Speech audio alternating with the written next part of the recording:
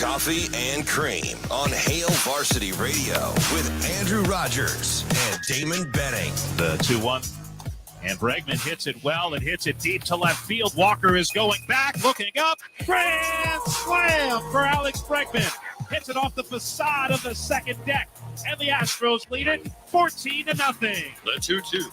Swinging a high fly ball out to deep left field. Peterson back at the wall. Goodbye!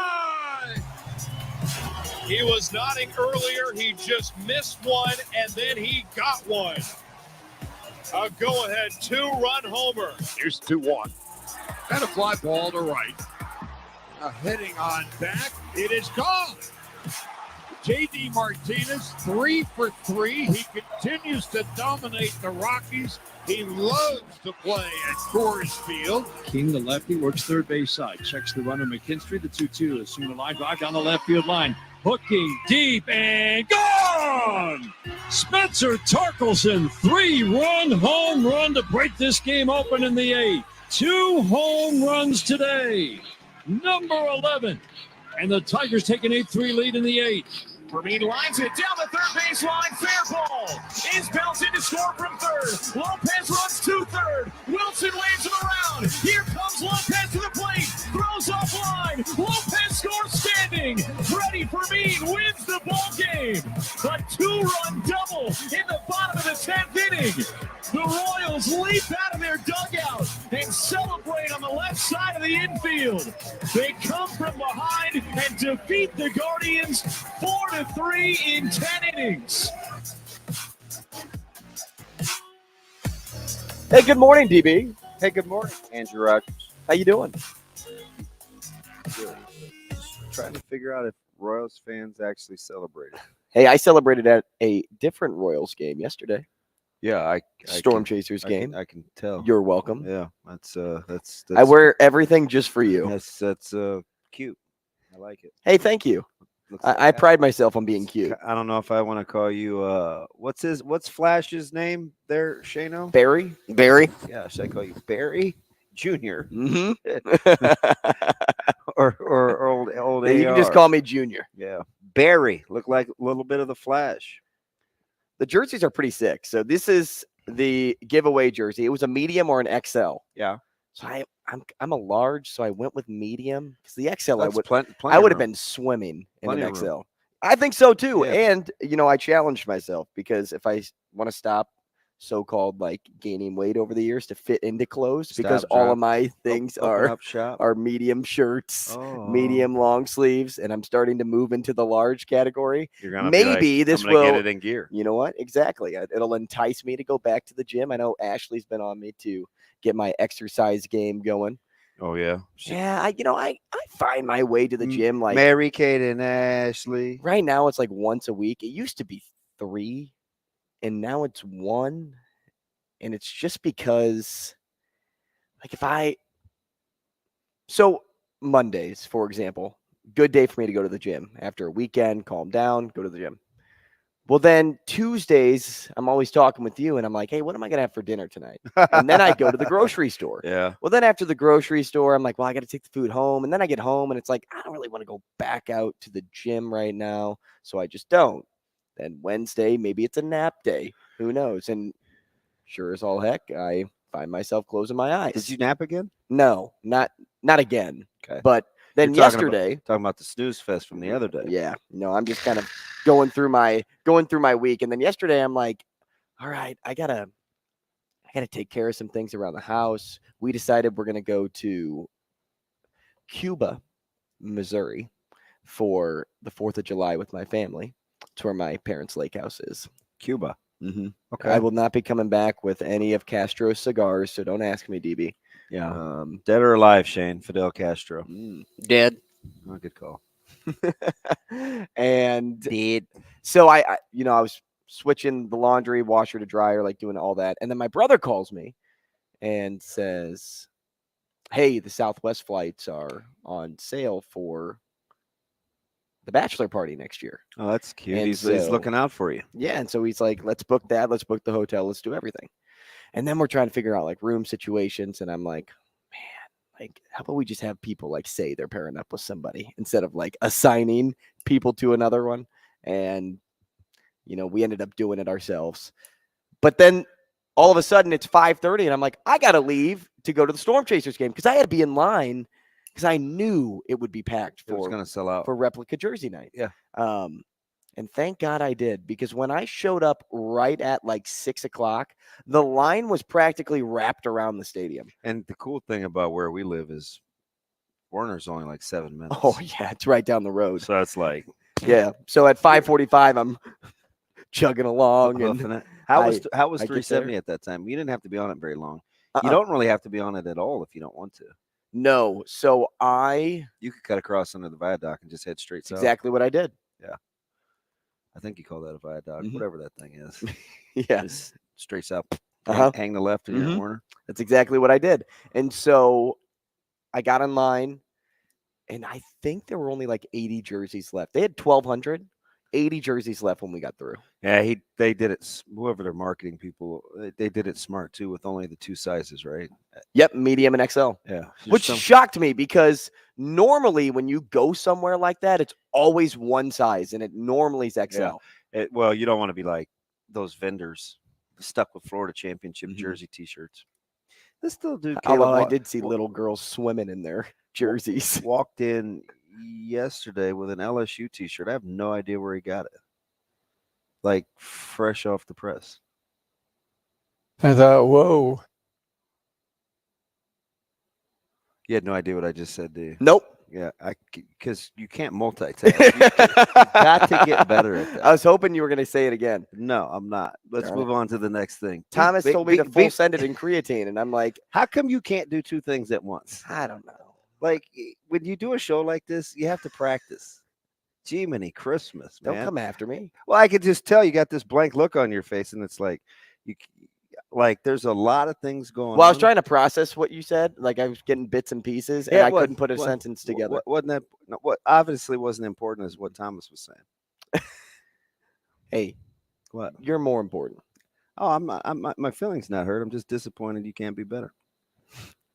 Nice. Is that because I chose Adam Wainwright as a really good pitcher, and then he gave up? So I know I jinxed you with the 537 FIP and 11% K rate. Like, I was looking at those stats just because of you and Matt going back and forth over Waino. And I'm like, how's that total only 10? Warm day. Sure enough, it was 6-0 before I blinked, and I wasn't gonna say anything because you were enjoying your friends at.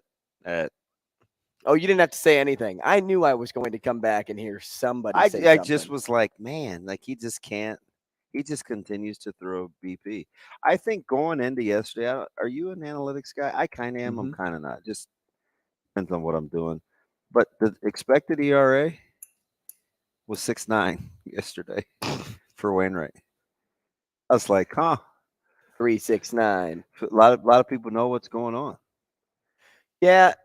I don't know. I didn't get the crazy day of baseball. I didn't get to watch any of the Cardinal game because I was at the Storm Chaser game, and then by the time I left about in the 6th inning. I went home and finished watching the match. Dude, that was hilarious.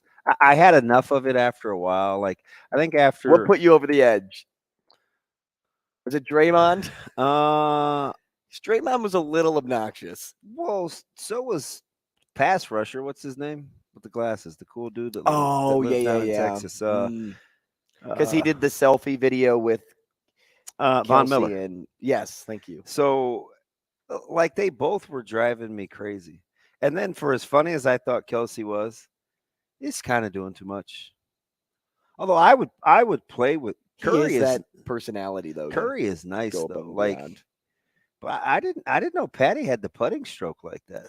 Patty's good. I remember watching. Was he the one that played with Brady and Rogers last year? It was Steph, wasn't it? Or was it Patrick? No, it was Patrick. I think it was Patrick. Mahomes' his touch is like his feel is sensational. He's just an athlete.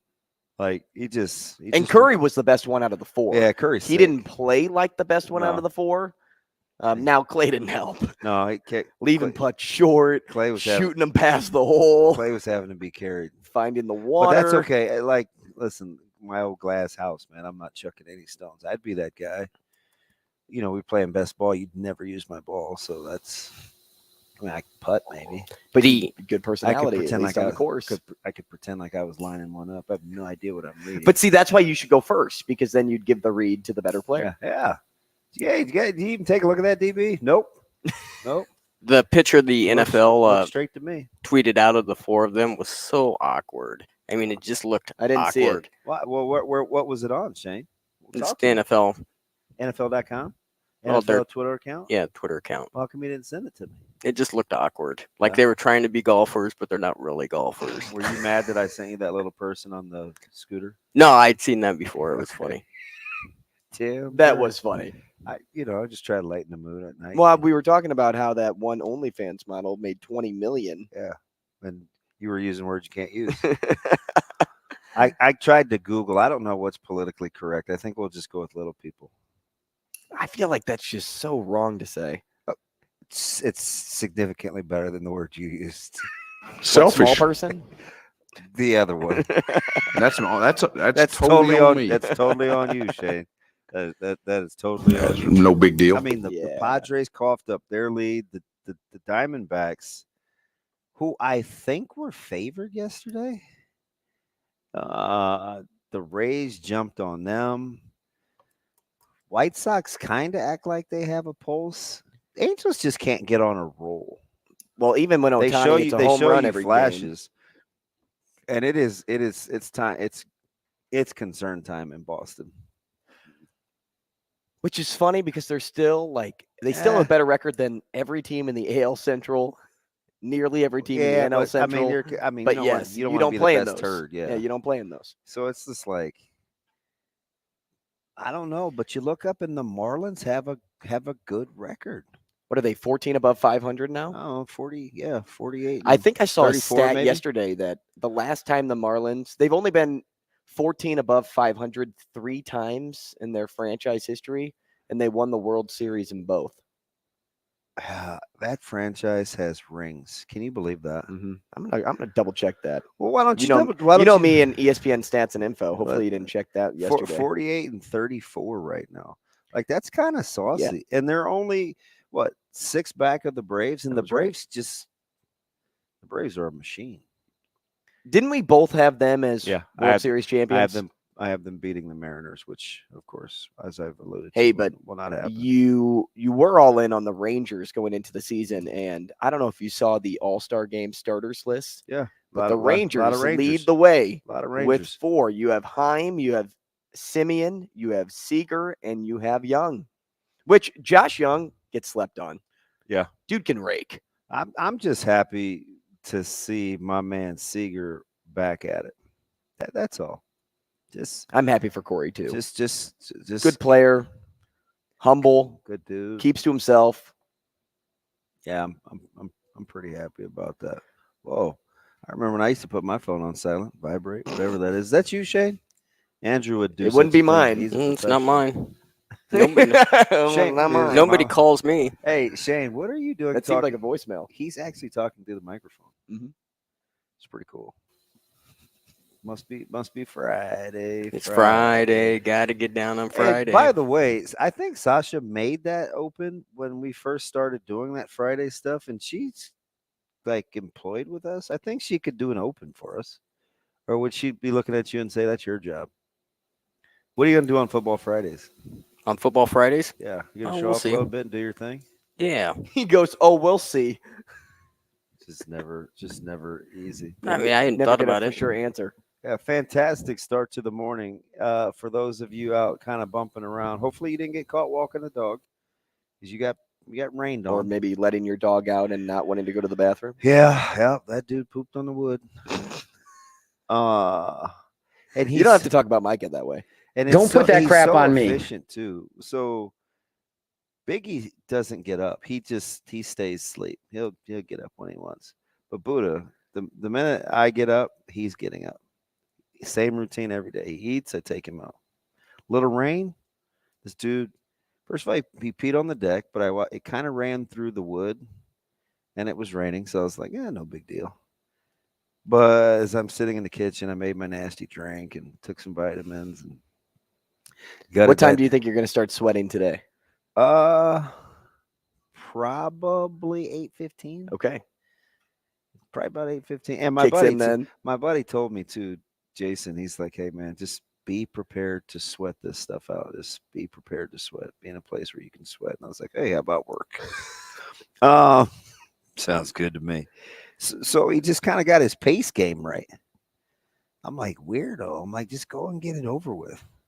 He can open the screen door with his nose. Mm-hmm. So when it's cooler out and I don't feel like anything's going to fly in the house, I'll leave the back door open. He just comes in when he's done. Nah, dude, just chill.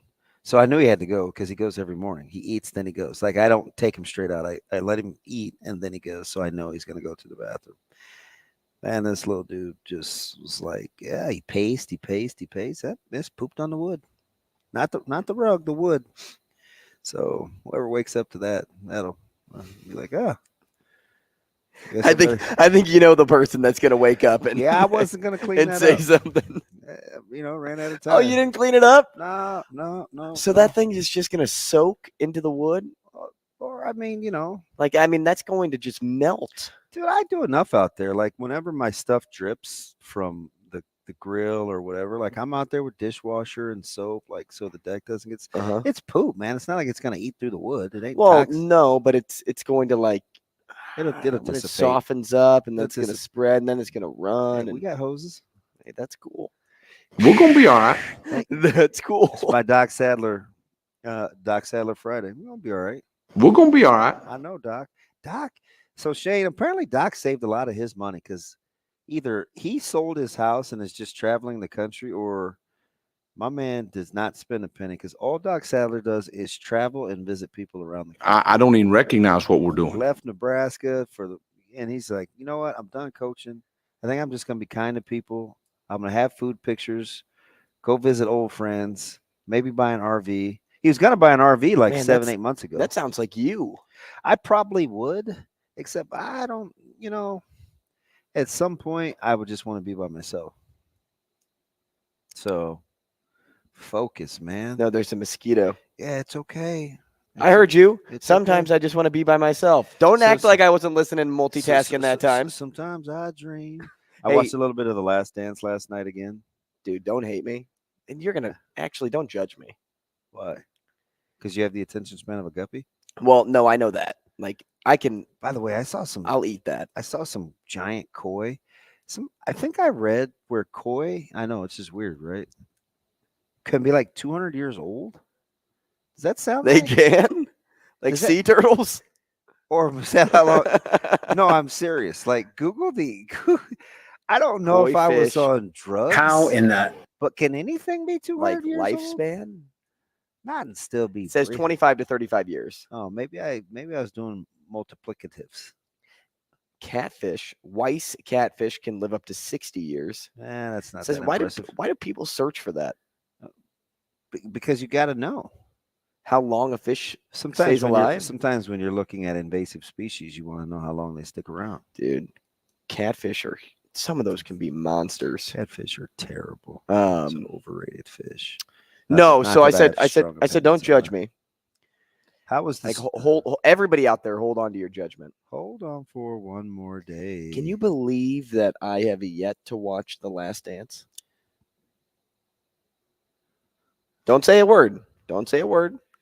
I said hold judgment. That's about as bad as you saying Wandale Robinson yesterday. I was like, of all the people that Nebraska could use, you picked a dude that transferred. I loved Wandale. Why did he transfer though? Well, some guy at the helm couldn't hold on to him. Well, here we go. Hey, Shane, is it too early to start drinking? I was drinking. It is Friday, No. which, you know what's funny? I didn't even realize next week was the 4th until yesterday, and we don't have a show on Monday or Tuesday. Wait, We're doing best ofs. we're not working Monday? Wow, the more you know. right? It just kind of crept up on us. I don't have any plans for the 4th of July. Yep. I'm going back It's flickering. to the lake, but that's it. That just lets you know I'm just not very well liked. No, I wouldn't say that. Like, Do people grow out of it? No, everybody does something for the 4th. I feel Everybody. like a lot of people either go to the pool, Yeah. go to the lake, but not a lot of people have parties. Like, hey, a house party on the 4th of July. Yeah. You don't know enough brothers. That's all Wow. we do. Well, I guess I don't. Any chance to light up the grill, we're doing it. Okay. You know what I mean? I didn't know we were just hanging out in the backyard. Well, what else is What's there? that? Is that to a do? party? Or I don't know. you guys hanging up decorations? Typically don't too? have a lot of pools. Don't migrate to lakes. I mean, what else you gonna do? Well, what was that one lake that you went to that's all dried up? Why don't you guys go there? No, see, I didn't get in. I lived by there. Cunningham. I wonder if they filled that yet. I should. Were they going to fill it? Well, you can't just let it be. I don't know. In Well, holes, maybe they let it be. They could be Beatles fans, but they spent all that money on the bridge. So, like, if you're gonna do the bridge, at least put some water in there. That would make sense. And it's ugly. You don't want that thing just growing random vegetation because of all the dead pescado. I'll take it. I do know Spanish. Or pesca? Pescado? Pesca. Right? Pesca. Pesca? I said pescado like Moscato. Fish and wine does sound okay. Maybe, but like you just don't want that big old empty. Pez is fish. You just don't want that Pescar. pescar. That's what it is. You just That's don't the want verb. that thing sitting around. But the last time I went to my buddy lives on a lake. My buddy Bo. We got on his boat a couple times. I was at a lake a couple years ago. Coach Brodsky in Platteview. Actually, I've been on his lake a few times. Great dude. Easy breezy. Easy. If I could go back to high school, I might play at Platteview. Nah, I probably wouldn't. Timmy's a pro. He's great to work with. But I've been on Change your that mind lake. pretty quick. Yeah, just because. You went to bigger school. Yeah, You like Omaha more. I just don't know if that would have been a lot of fun for me when I was in high school. Like, who's the new kid? No, he doesn't live around here. No, I don't. I just want to play sports. That's what people think I do every anyway. football movie growing up. Yeah, right. Everybody's like, "Oh man, you watching the All-American?" No, I've seen that story 2,000 times. Okay. Yeah. I actually lived it once. White flight, suburbs, need a better opportunity, can't handle success. Who can save me? Mixed up relationship with a girl. Yeah, I think I've seen that before. Wash, rinse, repeat. Wait a second. I know that person. His name is Such and such, or this, such and such, or wait, such wait. and such. But this guy also had a similar story. Oh man, I love the All-American. I was like, it's even better in real life. What if we combined all our lives? That would be some movie. By the way, so we were having this talk the other day about, it was on the podcast of shows that we hadn't seen, and you and I always talk about series we haven't seen. Mm-hmm. So apparently, like, I worked myself up into a frenzy that I'm too far behind in some shows to go back and revisit. You know, like it's been there, done that. Apparently, though, Sopranos and Breaking Bad are two shows that you can watch whenever and be just fine. Have you seen either one of those? I've seen Breaking Bad. I've seen start to finish. Not start to finish. I've seen bits and pieces of both, but I've seen more episodes of Breaking Bad than I have of The Sopranos. Apparently, I'm missing out on The Sopranos, and I like mafia movies. Sopranos with Boss. You've probably Boss. never even seen Sopranos. Now- Sopranos, Shane. I have seen them like bits and pieces throughout seasons, and I went in season order. Gotcha. Are either of those shows You need to watch ones them. you can watch? Like, could I watch season 6 of The Sopranos to start, or do I have to watch one? You need to watch The Last Dance. Is what you need to do. We'll take a break. Start there. More CNC. Rogers and Benning will be back in 5 minutes.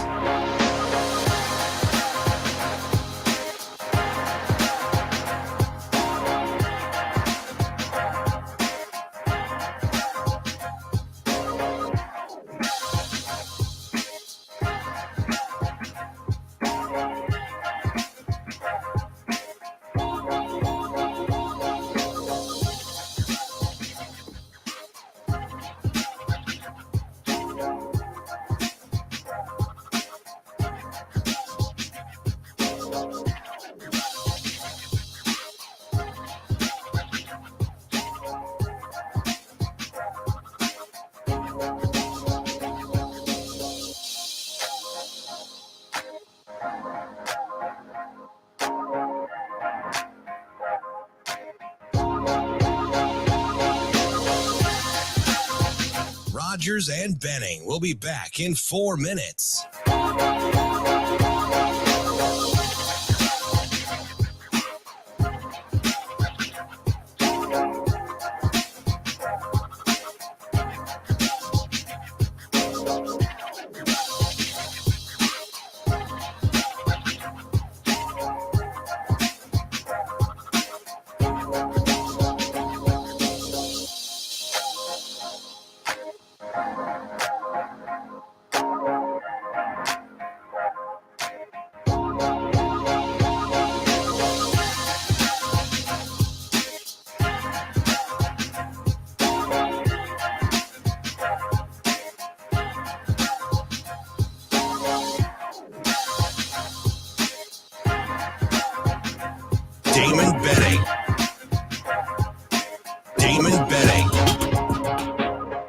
Rogers and Benning will be back in 3 minutes. Dejon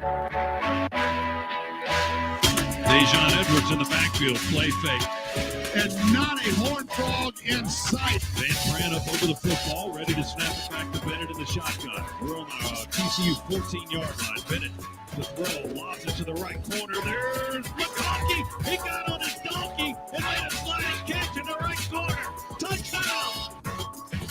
Andrew Rogers and Damon Benning. Dejon Edwards in the backfield, play fakes. That sets up the throw.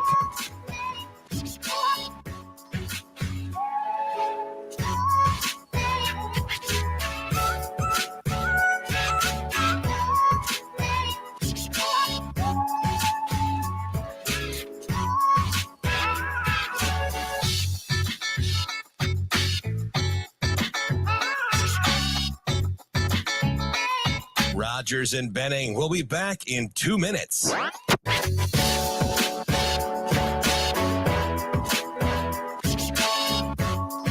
The pitch. And he swings and lines one to deep left field. This ball is gone! It's a line drive, grand slam home run into the Cleveland bullpen in left.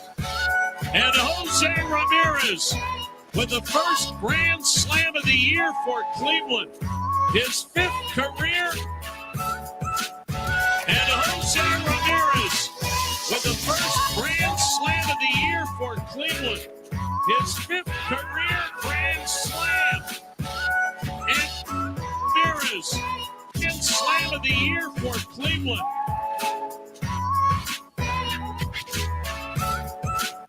The pitch.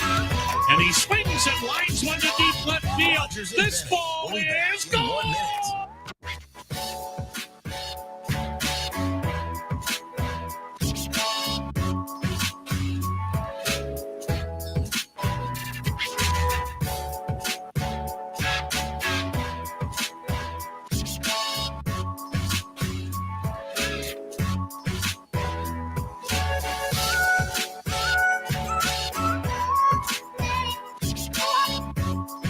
Rogers and Benning will be back in 30 seconds.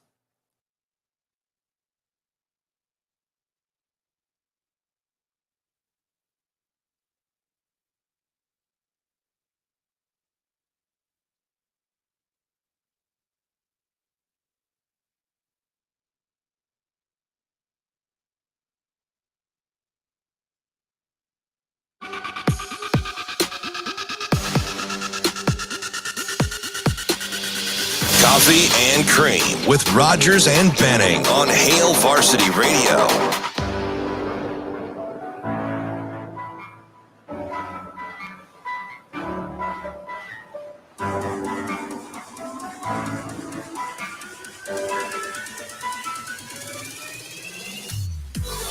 All right, welcome back. We figured it out. So Last Dance came out in 2020. And the reason I didn't watch it was because I always worked the Sunday night newscast, so I missed it. Yeah. Because I believe it was on from 9 to 10. I don't every know. night. It was must-see appointment. Could have been 7 to 8. It's like gathering around the fire. Yeah, but it is pretty Gather around the disappointing. fire, I'm disappointed in children. myself as a Bulls fan that I haven't seen it yet. Well, it was the. It was so good. And that's what everybody tells me. Everybody tells me that. I can't believe, like in 2023, like Pippen's turned into such a hater. I can't believe because that he in was very, 2023. although I did hear he was a little disgruntled with his portrayal. Who's the guy? Is it MJ's son that's They both are in it. going after Pippin's ex-wife? Going after, like, All in? yeah. Like, I'm pretty sure they're talking about getting engaged. Whoa! Yeah. Okay. So now, of course, Scotty think, thinks Mike is trash. I was It's going not to say, his- do it's you not think him, Michael it's his- Jordan and it's Scotty his- are still it's friends? his seed. Did they disown the other two? Did I tell you about the conspiracy theory, the rumors with Jordan, why he had to sell the Hornets? No. Yeah. Hit me with it. Well, apparently, like, he owed one of the partners money. I mean, it's TikTok, so you don't believe it, but Well, if it's on the internet, it's true.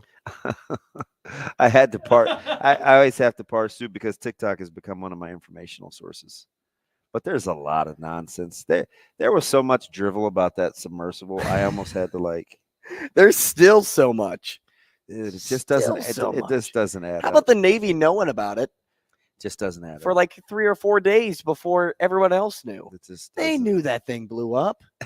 They had the information and the intel and didn't tell anybody. Well, you I'm obviously hope for the You best. talk about conspiracies. They were covering up other things that that. happened I mean, nationally. how can you not think that though?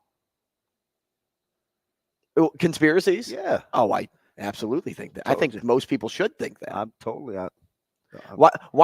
Why are you directing hope to the mass population? Like, hey, we could still find these people I didn't realize those folks had so many. if you weren't trying to cover up something else happening. Had so many lawsuits pending. Plenty of people had that. Yeah, like one older couple couldn't get their money back. I just, again, we went through this last week or week before last. I just don't know what I would pay $250,000 for the potential to die. I feel like I'm just expediting the process and wasting my money for the potential to die. I hate that that's where our mind went because they did die. At what point was that not a possibility? Yeah, but why not paying $250,000 to experience something? Where great? are we going again? Oh, 2 miles below. Bottom of here? The coldest and one of the most harshest places what are we going in? on the planet. And how fast does it travel? Oh, yeah. Sign me up. Sign me up. Yeah, when I asked you how long it took them to get to the boat and you said 30 minutes and I came back with 2 hours, you said no. Not a chance. And I'm paying for the opportunity to lose my life. Well, if you look back in that sub too, where are the cushions? Dude, There are none. So that's not the first place my mind went. Do you have? Okay, we probably shouldn't get into this, but like, do you have like catheters? Like, what are we doing with the restroom? And why are you sitting so close to me? I don't. Can you go number 2? Like, are you allowed? Dude, I have a lot of questions. I know you could go number 1 because I think you could just like open up a little hatch and maybe it's like let it those go out. things that they have that like they granulize as soon, those little pee bags where it granulizes right after like on contact. Yeah, that could be just it. toss it. Right. But I mean, it's just too close for comfort. And maybe I'm weird, but for $250K, I want to be comfortable and not die.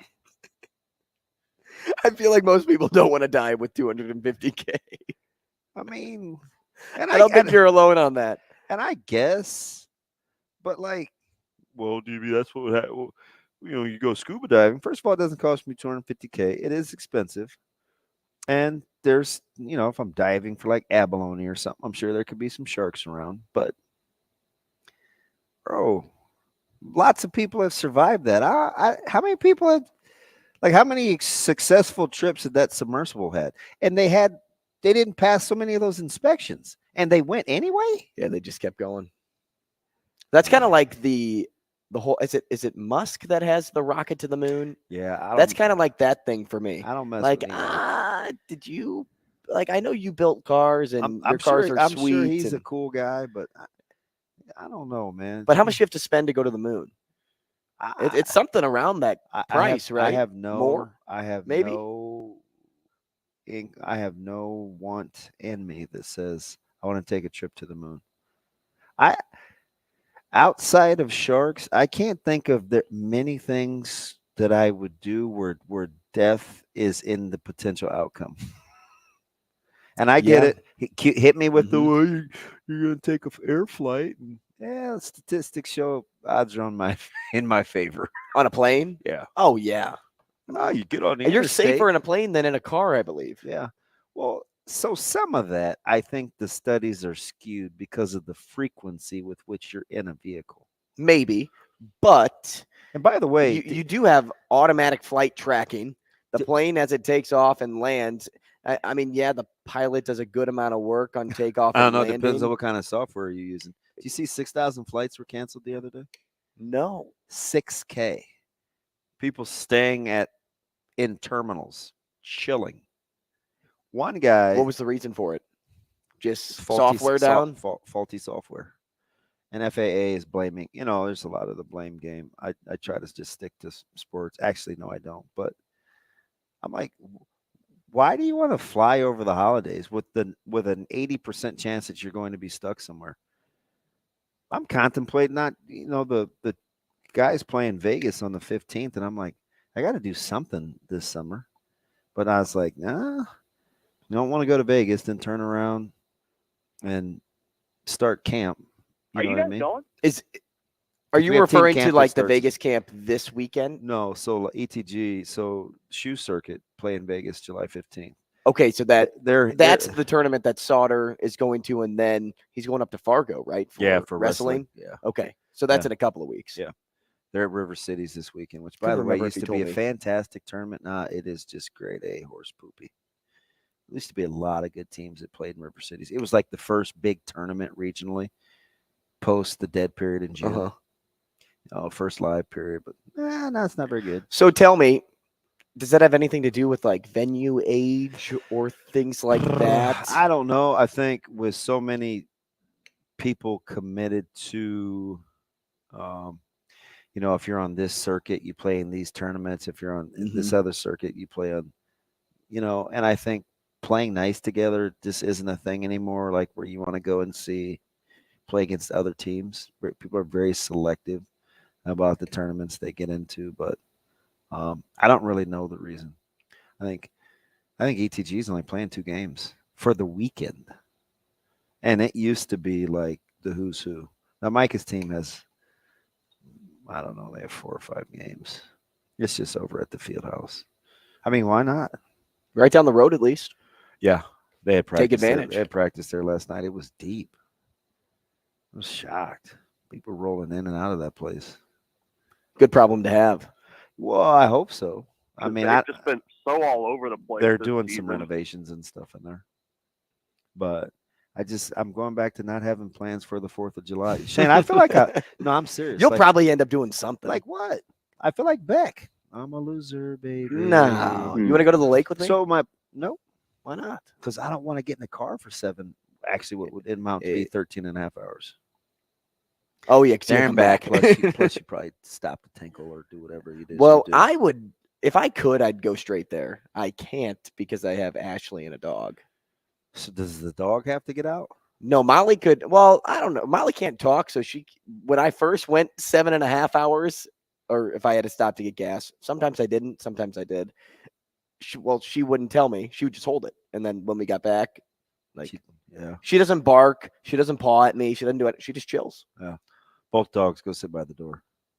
Yeah, not Molly. So the one annoying thing is, I can't believe we haven't done barely any sports. But one weird thing is, Buddha, he's the older, savvy one. He walks his side across the blinds.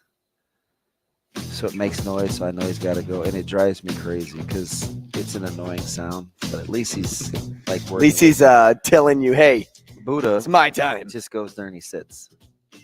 And he'll just look like, come on, man. I'm ready. Time to GL. Because if we wait 5 more minutes, you're not going to be happy. Kind of like Nebraska's recruiting class. Get in where you fit in. Great segue. We'll talk about recruiting on the show. We'll talk to Mike Schaefer at 8 o'clock, Nebraska football and recruiting for 24/7 Sports. Mike Sautter at 8:45. At 9 o'clock, Phil Steele. We'll talk about his college football preview, and then Vrzal to close the show. All that and more coming your way. Rogers and Benning will be back in 4 minutes.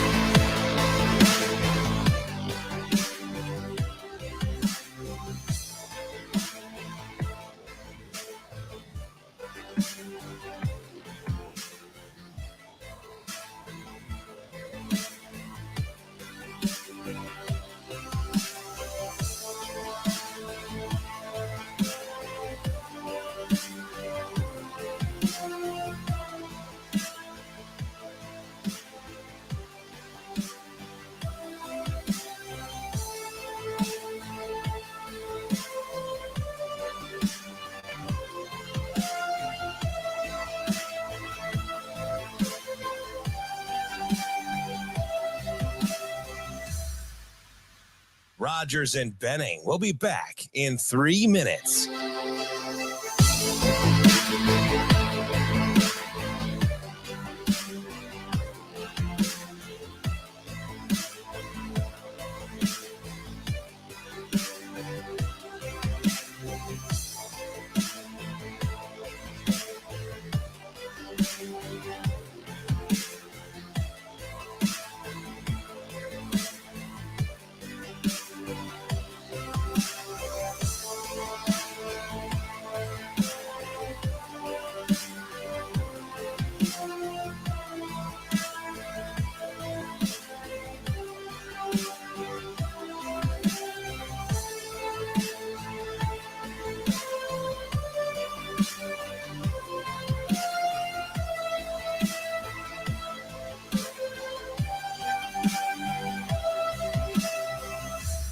Rogers and Benning will be back in 2 minutes.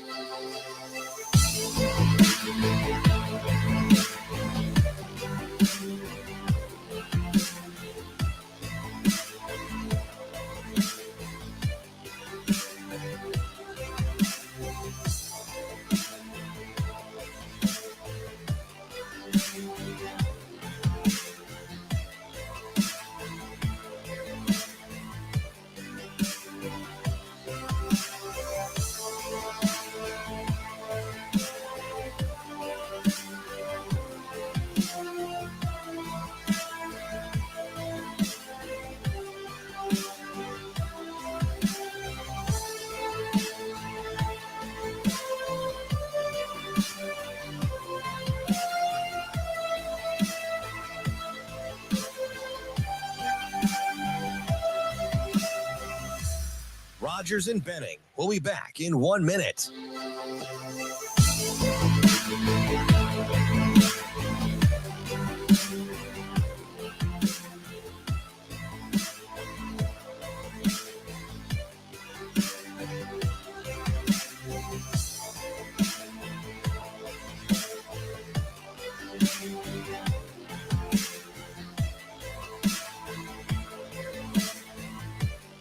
Rogers and Benning will be back in 30 seconds.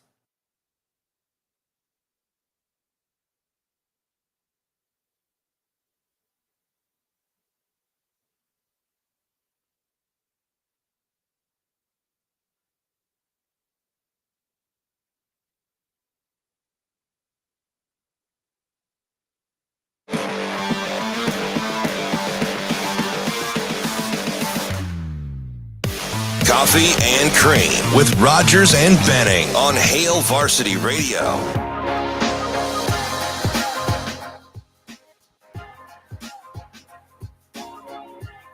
Hey, welcome back. Coffee and Cream in the morning on Hail Varsity Radio, powered by Currency.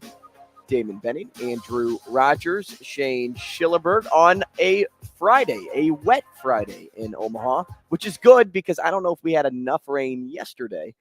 So having a little bit more rain today is fantastic. Now, weather-wise, I'm not too sure how the weekend's supposed to shake out here in Omaha. I know back in St. Louis, it's supposed to be about like 30-40% chance throughout the weekend. It says 70% on Saturday. So Here for rain. And then Sunday, Monday, Tuesday, you'll get back up into the 90s. So it should be a pretty nice 4th of July for those that are spending it at the pool. I can't believe I didn't get the memo that we weren't working.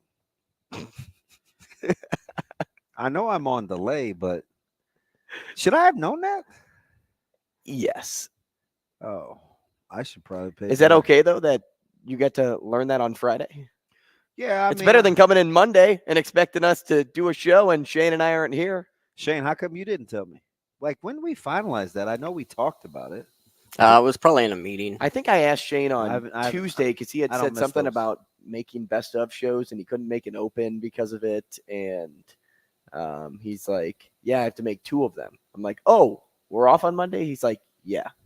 And that was last week for you? No, this was this week. This like Tuesday. Oh, well, you make it seem like I was late to the party. Well, you were here. You were just like this. You know, Because you just can't multitask. let's not go. Or it's on. Because that's cool. Like I told you from day one, if you give it out, you better be able to take it. Which I have taken it. And you're going to have to take a lot more, too. I'm going to get you up to speed. Bring it on. Mm-hmm. It's like that scene. You're in, just talking. You don't want any parts of that. The You're just Emperor's talking. New Groove. You're just talking. Sounds good. Sharp Rocks at the bottom? Till it happens to you. Bring it on. You're going to leave all uncomfortable. Nah. Man, DB was just on me. Yeah. Wandale Robinson. Have any player that we can get to help out this team this year. I just can't. How about Wandale Robinson? That's the first person that came to mind. Yeah. Wandale Robinson to help out this particular 20. We've been talking about needing a Trey Palmer. Yeah, well, Make it like Wandale take like Robinson. Stanley Morgan or somebody good that's one. like It's a really good one. yeah. Stan, But see, what, Stan was so good. He's gonna be one of those guys that we're gonna forget about here in like 4 or 5 years. Stanley Morgan was amazing, especially to hang in there through both regimes. What he went through, how he came out on top, the schooling thing. Man, I'm all in on that man, Stan. what I want people to understand, though, too, is the fact that I like in that particular prompt, I wanted to pick somebody that I've seen. Oh, yeah. So when I started following Nebraska, maybe only 3-4 years ago. Yeah. So I didn't have a large enough window My to role really date myself back. Yeah. So when I talk about players that I have seen and that I really liked, We need to go back. Wandale was one. I wonder what quarterback Nebraska fans would take in this particular offense because we just hear descriptors, right? Tight ends, multiplicity, positionless. I mean, Coach Satterfield sounded like he was talking about hoops. Well, and you Right. talked about leadership too, in Positionless regards offense. to T. Phrase. Yeah, like would he have been my dual threat guy? EC, It's a great Zach great Taylor, one, was he too. mobile enough? Joe Gans. How old JG would have been pretty good in this offense, don't you think, Shane? He was a good athlete. No doubt to me miss about Gans, that. but What about TAJ? Gans was a gamer. THA Armstrong. Armstrong? Yeah, I like Tommy. Fans hated on Tommy. That dude competed. He got dubbed. What they say about TA that he was like the YOLO ball guy, like heave ho. There was a stretch, and I think Would there been a fans were all out after the Iowa game here in Lincoln. But I'm team. Ken likes Turner Gill. in this offense. He said he'd put Danny Noonan on the D line, though. Oh, so Ken's must be older. Noonan was a stud. Leadership wise, he'd command a double. I'm listen. I wouldn't fight him over that. Noonan is a good one. Plus, he would rally the troops. You know, and I know we said that about Sue, and I was like, no, and not to say that Sue wouldn't lead, but when you have young guys that kind of need to come along, you need to be a little bit more patient than I think Sue was. Yeah, maybe though it's not about he leadership was with all Sue. this- Maybe it's lead Well, by he- example. He was dominant. Right. And He was as dominant a player as ever has played at Mhm. Nebraska. right. And because of that, I think maybe that would just kind of make Yeah. others around I him mean, I competitive. wouldn't argue over the Sue thing either. I'm surprised. Well, you did pick offense, but I think every time that ends in Y with this team, I would pick a defensive guy, even though I think the defense will be ahead of the offense when the season starts this year. History would tell you to do that. But all we talk about is the offense. Well, because we live in a day and age of college football where offense is supreme. Yeah, no, I get it. But I think if Nebraska wants to win the quickest, they better focus on getting stops. That's just, especially with what we talked about. Was it Bruncy? Sure, I think it was. You know, with the not knowing what to expect at the quarterback spot in the Big Ten West, I think you have to. I mean, we're going to miss this window, probably. But, man, we had a chance to make some hay with the West in a little bit of disarray. Wisconsin downtime, Iowa couldn't score. Minnesota transitioning. Northwestern's been awful. We just couldn't capitalize. So at the game last night, I was talking with my buddy, and he's like, "Yeah, I was at Rocco's for the CWS, and Coach Satterfield and Rhule walked in and bought Jello shots for everybody." And he's like, "I got to meet Coach Rhule," and I'm like, "What is meet Coach Rhule? Like, is that a hi, or is that a conversation?" Because in that setting, if anybody looked at Rocco's downtown, you're not really talking to anybody other than the people you came with. And he goes, "No, I got to ask him how he thought Jeff Sims was going to be this year." And I looked at him and I go, "What's he going to say?" Like, "Yeah, I think he's going to suck." Like, you asked a question you already knew the answer to. It's just a phone call here. That's good. It's good to see Sat kind of out amongst the people, because Sat kind of minds his own business. He has his own little spots that he likes to hang out at, but outside of that, he's not like, that's just not his vibe. But that's pretty cool. He's out on the golf course. They were swinging it. Maybe though it is his vibe and we just haven't seen it enough. I just think I think he wants to get to it first, right? Like, first of all, those guys want to get their families up here. He got the home situation figured out. I mean, yeah, if you saw Rhule's post on Twitter last night, he's in his family room watching Jordy Ball highlights. There's nothing on the shelves yet. No, he's trying. He's trying to get it going, but I think the offense is going to be interesting. I mean, you got about 200 tight ends now. You've got 15 fullbacks. You got a handful of wide receivers, 6-7 running backs. The wide receiver spot is still one that I'm like, all right. You want some more? I don't know about if more. I just want some consistency there. What position would you say more is less? Is there a position on the football field that you'd say more is less with this team?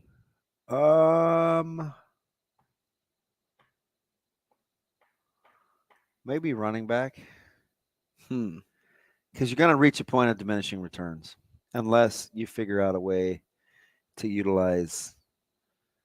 Yeah, I guess multiple people at once. Yeah, because you stick with the ones and twos. You maybe get into a three. You think, Ramirez could have an expanded role. They like Irvin. You lost Allen, so that's one less. I wouldn't say headache, one less potential problem you have to solve. But it's kind of a deep room. The tight end room will be interesting. Yeah, that's the one that I probably would have leaned into with the more is less, just because how often can you use 3 tight ends? Like you can use 2 and then save the third. 3 is not a stretch. I think you could play 4 tight ends in a game easily if you really, especially if you have some 2 tight end sets, right? I think you could get to 4. We play. I've seen it done. Would that not give away your hand, though? Not necessarily. So it depends on their versatility, right? Like if you have, let's say, Bonner and Borkature and Fedoni, right? And you're in 13 personnel, 1 back, 3 tight ends. Like Fedoni could be in the slot. You could have 2 tight ends in line. You could have 1 guy flexed out as a wide receiver. I mean, you could do, again, I always go back to this. Penn State played Bo's teams a couple years in a row, and they had really good tight ends. And sometimes they would break the huddle with 3. And Nebraska would be in like big personnel, thinking heavy run game. And they'd flex these guys out as wide receivers and run the ball. Wasn't pretty. Throw the ball to those guys outside the numbers, and it was a struggle. So, because I think, and I've said this for about 5 months, if Thomas is healthy, it's a game changer for Nebraska, especially when you pit him with Borkachure's toughness, because Borkature will do the dirty work. Bonner will do the dirty work. He can catch the ball, and then you get kind of a tough matchup guy like Thomas with a ton of talent. Yeah, like I said, and I wasn't being disrespectful to Carter Nelson at all, but Nelson isn't Fedoni coming out of high school. I mean, both about the same rating. I get it. At the high school level, Fedoni much, much, much more explosive. Further ahead, too, for sure. Just the temperament. Just the temperament. A lot of it too is, environment, situationally. Yeah, how they grew up. I get it. I'm not making 11. excuses for one and not for the other. I'm just simply telling whomever's listening, they're not the same player when you compare and contrast. We forget about Thomas, but if he's healthy, he is the absolute real deal. Yeah, I'll be interested to see how much weight Carter can put on once he gets to Nebraska, because I think that will change the game for him. We'll talk to Mike Schaefer next.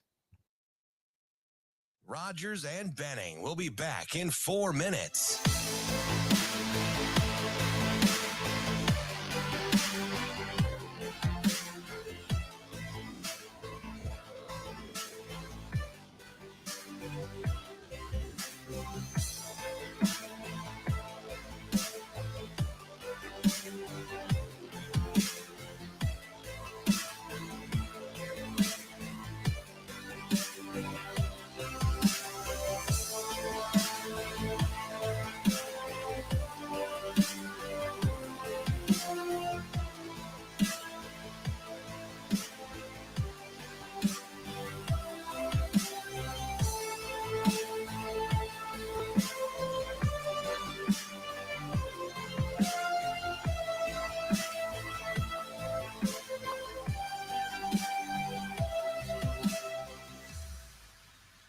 Rogers and Benning will be back in 3 minutes.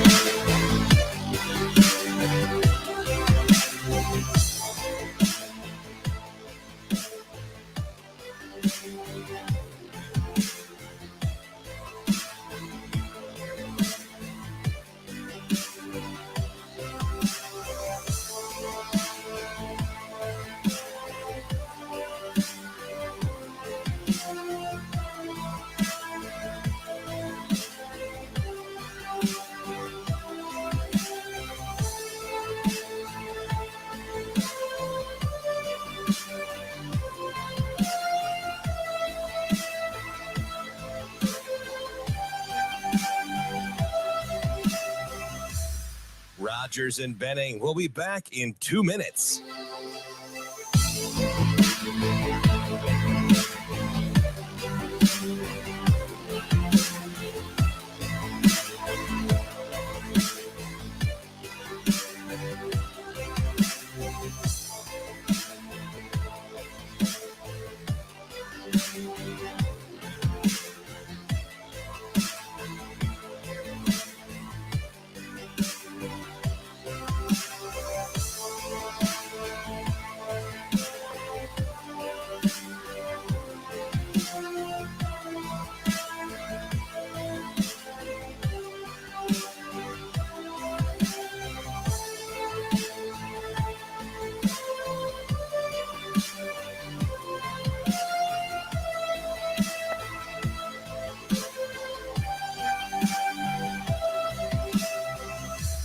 Rogers and Benning will be back in 1 minute.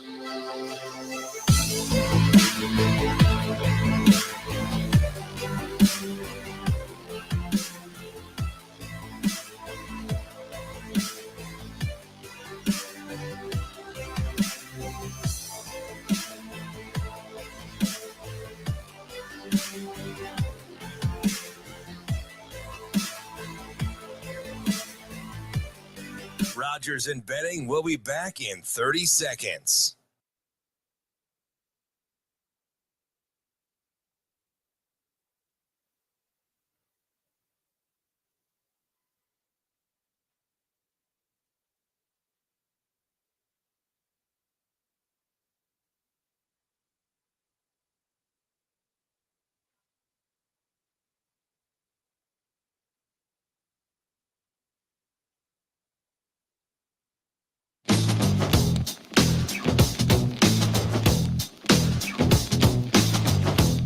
Coffee and Cream on Hail Varsity Radio with Andrew Rogers and Damon Benning.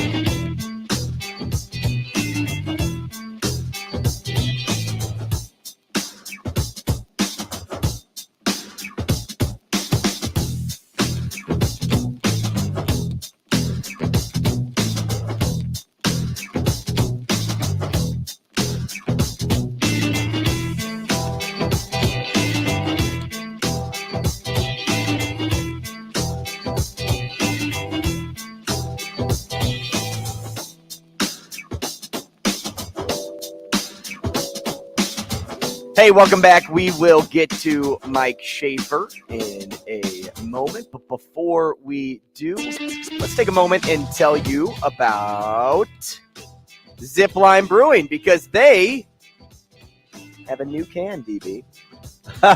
They have a new summer beer called Can Opener Tropical Ale, and they're focusing on that one this month. It's a They new should have summer. had those out at CWS instead of the Shandies. But listen to this. Okay, I'm going to listen. New Summer Crusher brewed with guava and lemon. Perfect for a hot summer day. Refreshing, slightly tart, and you can get it at your favorite beer store. Now available at every Zipline location. Guava. Is that the ones with the pink interior that looks like? I think you're right. Looks like a pear. I think It's like you're pear right. shaped. Yeah. Oh, okay. All right. All Fist right. bump. Wow, guava. I used to drink some Celsius. So is it pink when it's good to eat, or is it white when it's good to eat? I'm not the type of dude that buys guava. Oh, you aren't? No, sir. I don't even know where I could get guava. Supermercado.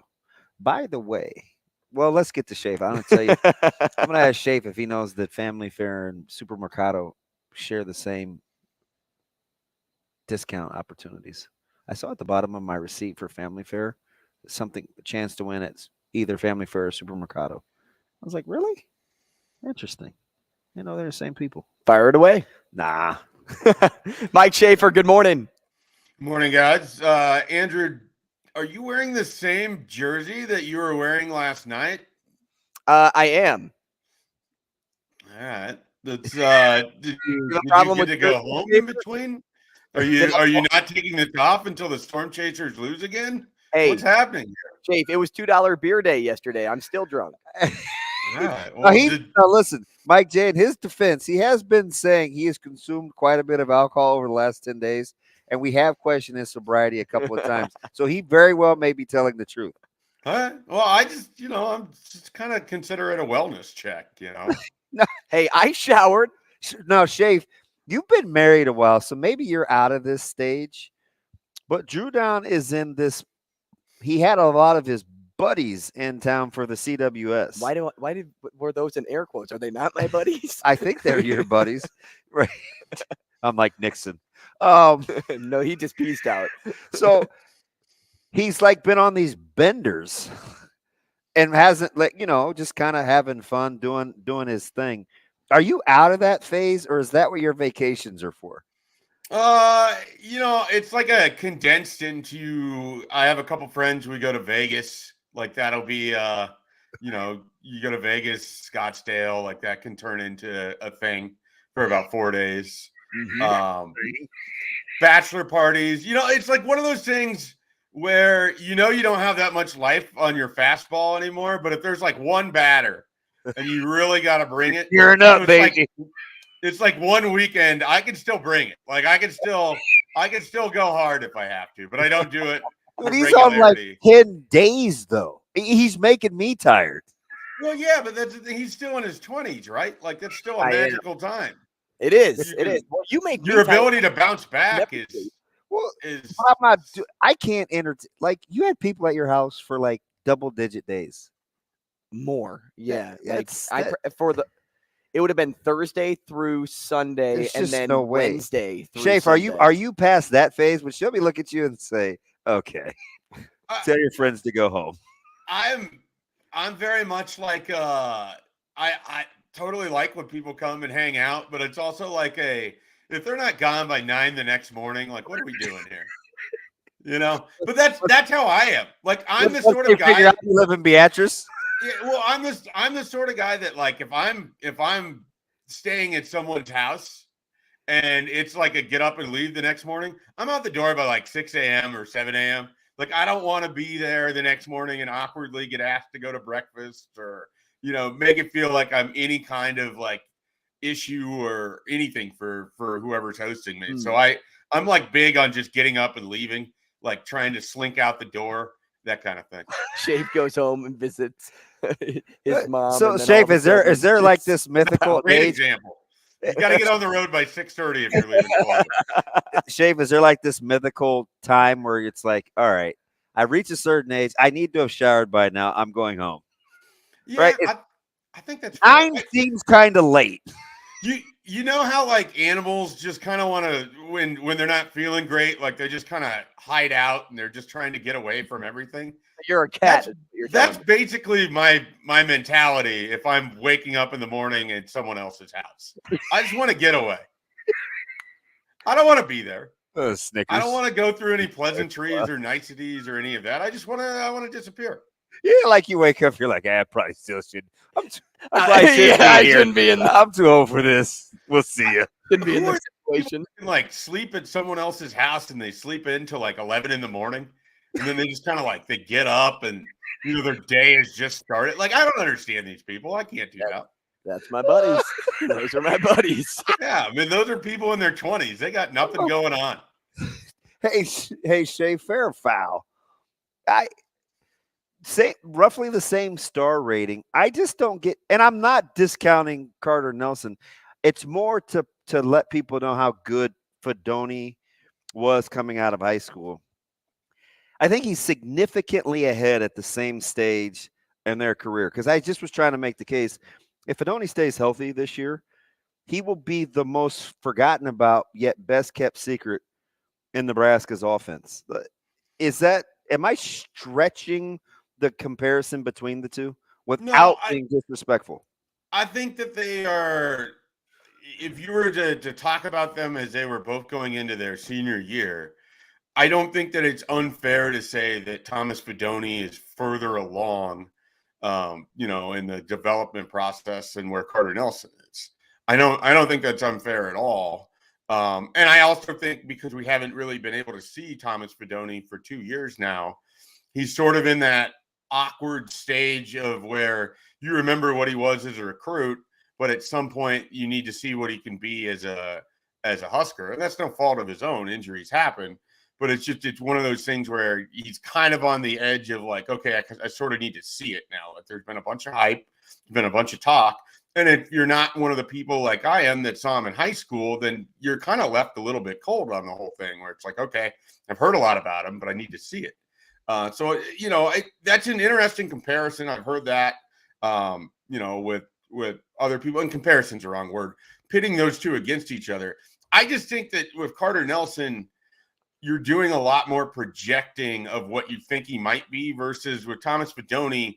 It felt more like, okay, when this guy gets here as a freshman, he's going to have an opportunity to play right away. Like, I don't think it's a big shock that Carter Nelson's going to need the redshirt year, one, to physically kind of get into the 11-man football scene, and then two, I think continue his development track. Like, I just think they're not in the same spot, even though they have a similar rating. And I don't think that's good or bad or one way or the other. I just think that there is enough difference there. I expected Thomas Fidone could play as a freshman. I don't have the same expectation for Carter Nelson.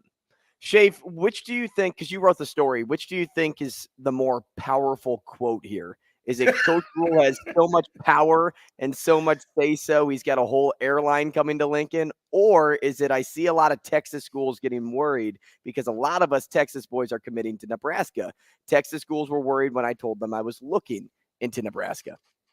Yeah, I want to quickly say I have never had a more enjoyable 3-minute post-commitment interview than what Carlin Jones gave me there. Because even the first quote about how, and I didn't even give like the full long quote, but about how like he decided to commit because his dad was looking online and saw a crystal ball and whatever the recruiting prediction machine thing is. It was like, hey, people know. He's like, all right, let's just do it. Like it's just it's just a totally unusual thing to see that. But yeah, I think the Texas quote is is really interesting into itself. The airline thing is funny. It's not factual, but it's funny. But the Texas thing, I mean, they are definitely going into that state. And here's the kind of, open secret.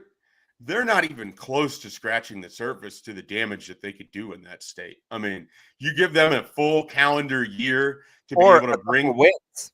Yeah, I mean, to bring people up and to have them come up as 25s and 26s.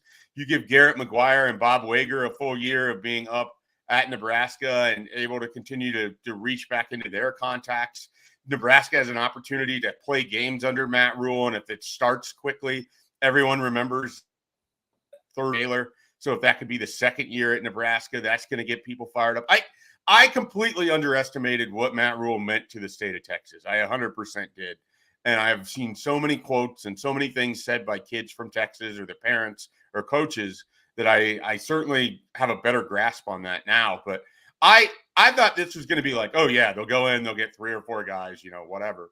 No, like they have nearly 1/3 of their class right now. It's from the state of Texas. Like that's remarkable. They have more kids from Texas than they do from Nebraska in their recruiting class.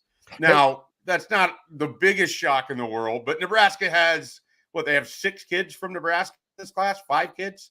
Like it's not a small number. Like, it's just a really unusual thing to see. Hey, and you're probably better at this than most because it's your industry, but how do you not fall victim to Calabrasca or Frost's staff pipeline to Florida versus Rhule's connection to Texas? Are you just so conditioned you can see things for what they are real time, or are there some similarities with coaches falling in love with their fertile recruiting soil? Well, you go to where you feel like you can do damage, right? Like this staff isn't spending time in Georgia because I don't think they have the connections in Atlanta that the previous staff did. Although he does have a coach and at University of Georgia. It's a thing where you're going to go where you feel like you've got your connections, where you feel like you can step into the high school and it matters. I mean, one of the reasons why I struggle with Nebraska going to Florida, in addition to just how few times they're able to pull difference makers out of there, or guys that even stay for 3 years, is that it just doesn't feel like they have those same connections. Now, this staff, Philip Simpson, Evan Cooper, they're a little bit more comfortable probably going in there than you would think otherwise. But it just feels like Texas is going to be their bread and butter. But they're also doing, I think, sort of an unsung, maybe it's not unsung, maybe I'm just not reading the right things, but they're doing a great job with the states right around Nebraska too. I mean, they're going into Kansas, they're going into Missouri, they're going into Colorado, they're going into Dakota, they're going into Iowa, and of course they're recruiting the state. So I think they're willing to go get players from wherever they can get players. I mean, they have a commitment from North Carolina, and that's unusual. We haven't seen that a lot. So they're not opposed to going anywhere. And remember, for all of that talk of what they were going to do out in the Northeast, we haven't really seen it in this 2024 class either. Mm-hmm. And so I think some of that, when we're talking about this first cycle, they went to a place that's really comfortable. I guarantee we're going to see more Tony White California guys in 25 and 26. We're probably going to see some more Northeast guys in 25 and 26 because they're going to start trying to bring in those younger players for camps. They're going to try to bring them in for game day visits this fall. And I think we're going to see more of that going forward. But right now in your first year, when you feel like you're already behind, where are you going to go? You're going to stay close to home and you're going to go where you feel you're most comfortable. And I think that's what we've seen in this class. We're talking to Mike Schaefer, Nebraska football and recruiting for 24/7 Sports at Mike J. Schaefer on Twitter. So, Schaefer, we got Jones, first DL in the 2024 class. Still looking for more edge guys. Is it now about filling needs because of the numbers and depth in certain position groups? Or do you believe the mindset is still take the best available guy no matter how deep the room? I think it's a combination of both, and just a slight correction. Ashton Murphy is regarded as a defensive line in this class as well. So that they've got 2 now. I think they maybe are looking for one more up front. I don't know which type, if it's going to be more of your bookend defensive end type or more of a nose tackle. But I think at this point, just based on, there's guys out there like Amari Sanders. He came in June 2nd. I talked to him the other day. And this is someone you would think they're out of room for defensive backs, or they're close to out of room for defensive backs. And yet they're still. I keep hearing that, Shafe. Yeah, I know. I'm sure you do. I'm sure you're closer to that topic than most. But they still want. I just hope he has a place that he can go to school, man. It's tough. Tough. I don't know how to follow that up. So I'm just gonna ignore it and keep moving. So Amari Sanders is a cornerback, and it feels like they have 4 of these guys already, but they're still recruiting him. They still want him because I think they think he's a talented guy. Some of this to me is, and I've said this before with other coaching staffs. I really believe it with this one too. We get really locked in on what we think are positions, and they are taking players. They are taking players that can grow into different positions. They are taking players that might start at one level as a freshman and be at a different level by the time he's 3 years in the program. And so I think they want guys that meet athletic benchmarks. They want guys that have certain measurables. They want guys that they can plug in as freshmen as gunners that might get so big that aren't gunners anymore by the time they're sophomores or juniors. So I think they're just looking for the best athletes. The further we get along in this, they're going to take another offensive lineman or 2 if they can get the right guys. They're going to take, a wide receiver if there's a right guy out there. But right now, it very much feels like they're trying to fill out athletes to sort of finish this thing off. It's funny too, because I think you're spot on. Like if you're going to be a field safety versus a boundary safety, or a field corner versus a boundary corner, if you're going to be an alley runner and the 5 of the 3-3-5, like I just get the sense, Shafe, I don't know why we think we know more than those guys, but it seems like over the last couple of months, the tendency is to play the position and numbers and how many will they take game. But with this staff, it just doesn't. We may have to kind of change our approach because of how they develop and how they move guys as needed. And as you saw, I'm blanking on the name. I'm pretty sure the last name's Anderson. They took a junior college defensive lineman, and he's walking on, and he's going to have an opportunity to pick up a scholarship. Like they're always in player acquisition mode. They're always in, if this guy's a good enough athlete, we'll figure it out later. And I don't worry about a big roster imbalance, because I think they're always sort of reassessing what they have and what they're looking for, and they're not going to get really caught out of position one way or the other. So I just think for them, it's less important if a guy is a defensive back or a linebacker right now. It's more important what he projects to be in 2.5 years and how he's going to grow. 1,000%. 1,000%. Hey, I read BC's article yesterday too, and it was a good piece on Quentin Newsome and how the forgotten man. Yeah, how he kind of not only is forgotten, but could step up in a Cam Taylor-Britt type role this year by being the veteran on one side and having a youngin on the other. Do you think Newsome will be that guy this year, though? Not can be, but will be. Here's how forgotten Quentin Newsome is. I saw that story that BC wrote. I quote tweeted it. I claimed I had him number 1 on my ballot, and then I went back and looked, and I didn't have him number 1 on my ballot. I had him number 3. So I don't even know what I'm doing over here. But I really like Quentin Newsome. I mean, I think he's a stud. I think he might be the best football talent on the roster for the 2023 season. And I don't know that he's going to get enough credit for how consistent he's been.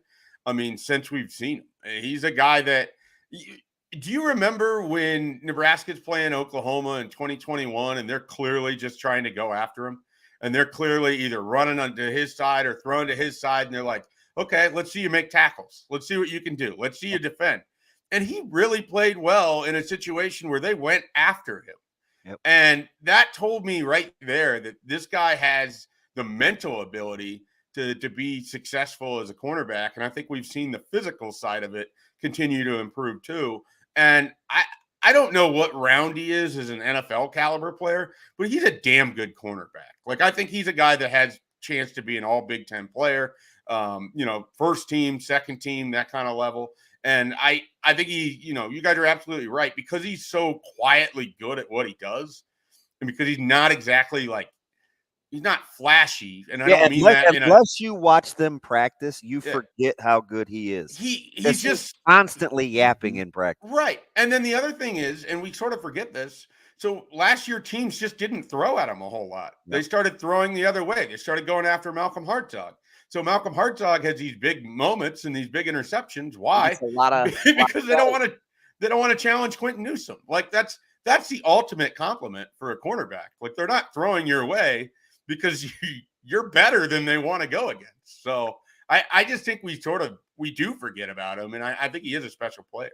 Hey, Shafe, window still open, getting close to shutting, recalibrate because of the league expansion in 2024 with Nebraska in terms of taking advantage of the shakiness of what was the Big Ten West as they were kind of transitioning with new coaches, new quarterbacks.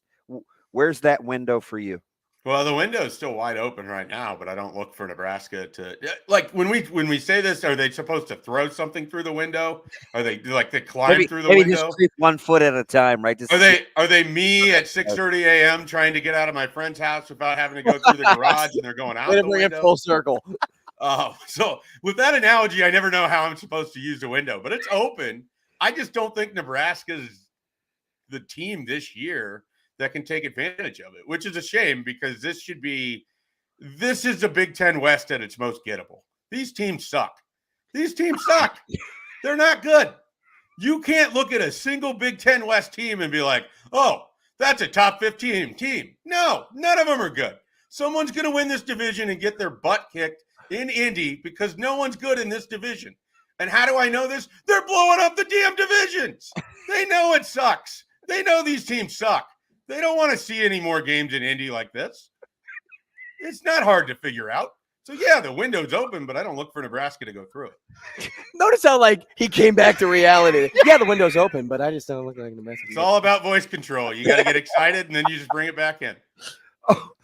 All right.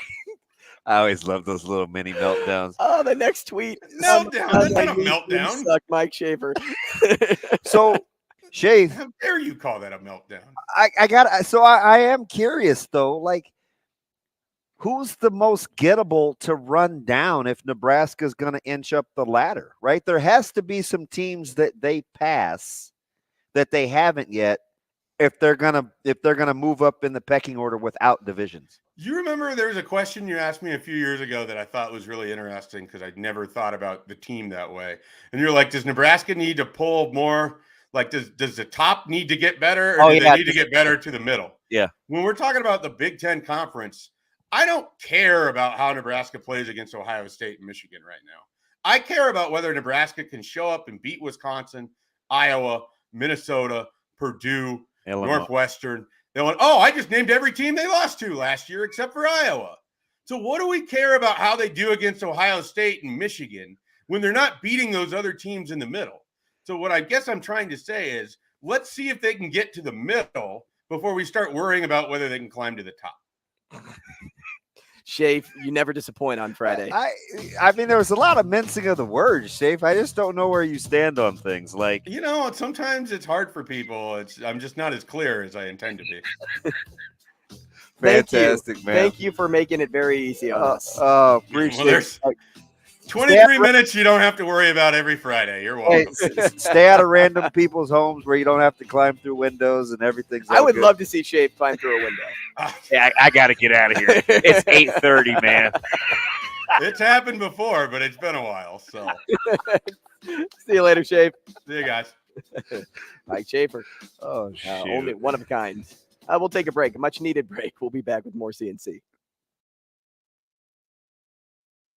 Rogers and Benning will be back in 5 minutes.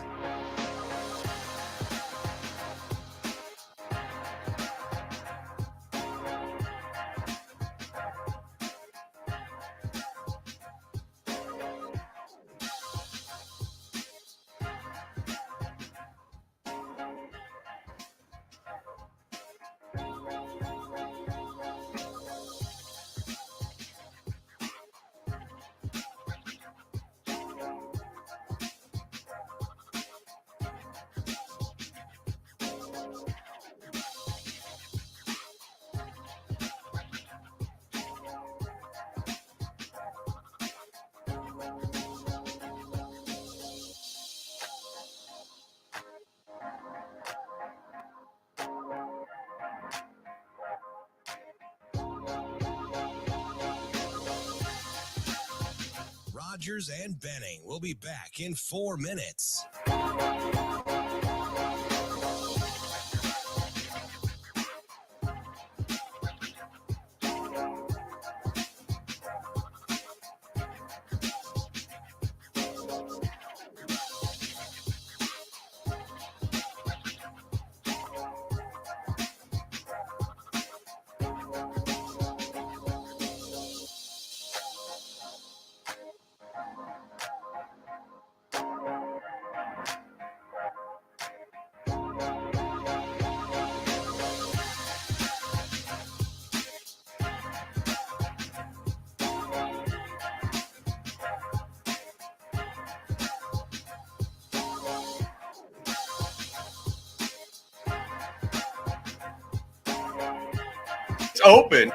It's open. I just don't think Nebraska's the team this year that can take advantage of it, which is a house without having to go through the garage and they're going. Way to bring it forward. I just don't think Nebraska's the team this year that can take advantage of it, which is a shame because this is a Big Ten. I just don't think Nebraska's its most gettable. These teams suck. You can't look at a single Big Ten West team and be like, oh, that's a top 15. And how do I know this? They're blowing up the damn divisions. They know it sucks. They know these teams suck. They don't want to see any more games in Indy like this. It's not hard to figure out. So, yeah. It's not hard to figure out.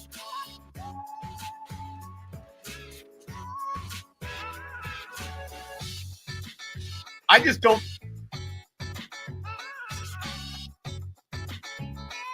Rogers and Benning will be back in 2 minutes.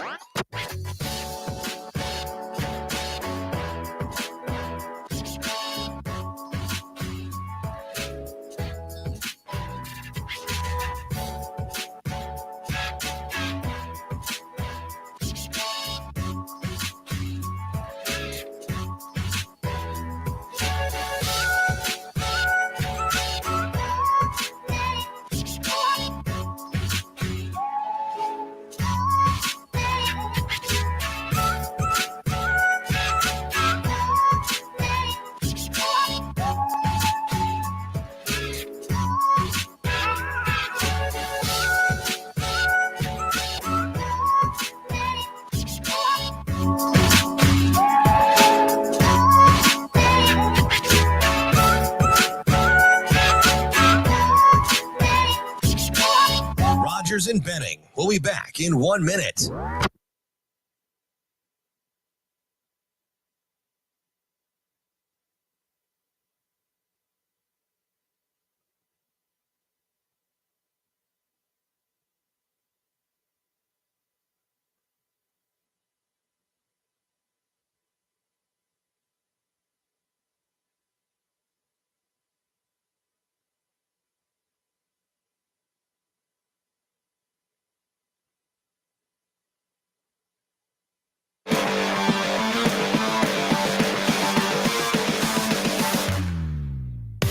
Coffee and Cream with Rogers and Benning on Hail Varsity Radio. I just don't think Nebraska's the team this year that can take advantage of it, which is a shame because this is the Big Ten West at its most gettable. These teams suck.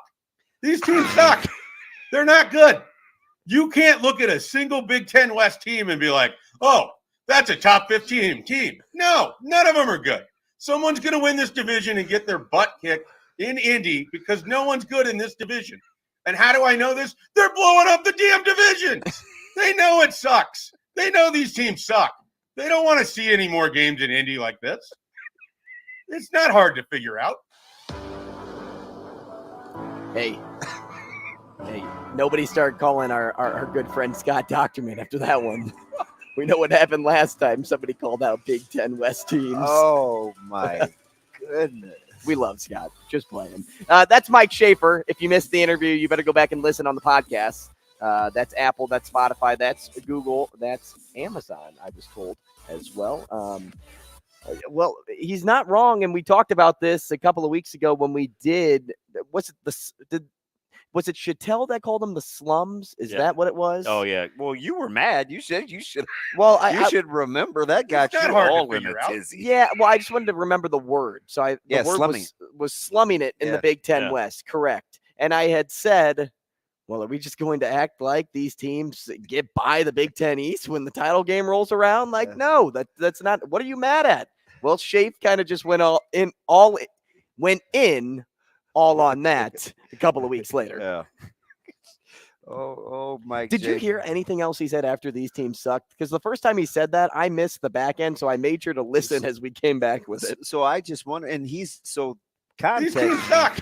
So the full context of what he said, I said, is it more important for the Big Ten? Well, because I've been saying this for a couple of years before playoff expansion.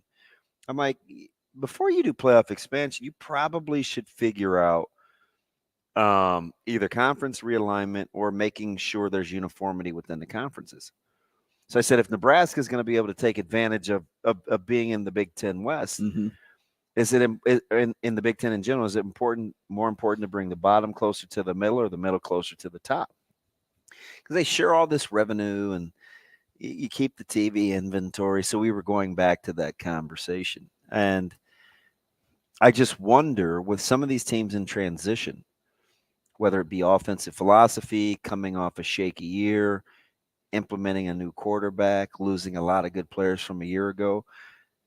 I said this last year, and I kind of feel like I'm saying it again. The West seems more gettable now than ever. And it was gettable last year. So I just, the question why what did Purdue end with? 7-4? I think they 8-4? No, I think they finished. Didn't they finish 9-4 last year? Was it 9? I just watched them against LSU in the bowl game. Continue. Which was 42-0 at one point. I did not realize that LSU beat Purdue like that. But anyway, another bird almost hit the window. Once the divisions go away in 2024, you have to start thinking in terms of pecking order. If you're just going to go from top to bottom, who's Nebraska going to have to pass? 8 and 6? Is that what it was last year? So that must have been 2. That must have been 2 years ago. I was watching LSU and Purdue. But that Purdue game in West Lafayette last year, in which we watched Aiden O'Connell scramble for the game salting 4th down, did not seem like a Purdue team that we probably should have lost to, right? But anyway, you have to pass a couple of teams. Which is why you talk about the importance of the swing games. How did you not get past Northwestern last year? That's not a swing game. How did we hold 3 teams scoreless at the half and not win any of those games? Right? So, again, when you're talking about talent or situational football, and Brunsey sent me was it Tom Fernelli who had the graph of 1-score games? If nothing illustrated Nebraska just needing to be better at situational football, 7-25 over the last 5 seasons, more than needing better players, it was that graph. And so I don't know. I mean, maybe you want more talent in some spot. You always want better. I say this I've said this for years, and it's just a sticking point, especially if you coach so many kids. You typically always want better players. Situational football is what wins and loses close games. You don't even need better players, just clutch players. Yeah. People that live for the moment. Players get you blown out. Coaches win you close games. So it's like, I just, you're going to get a couple more teams. We've seen the schedules in 24 and 25. You have to start thinking about in terms of, you have to get the gettable games. I'm not using the word should. You should win, right? You have to get the gettable games. So those 50-50 games in which you feel like, man, all things being equal, and you got to start winning at home. Right. I'm not telling you anything I don't think people know. I'm breaking it down in its smallest increments so you can see where Nebraska can make the most headway the quickest. You have to win those coin flip games at home minimum.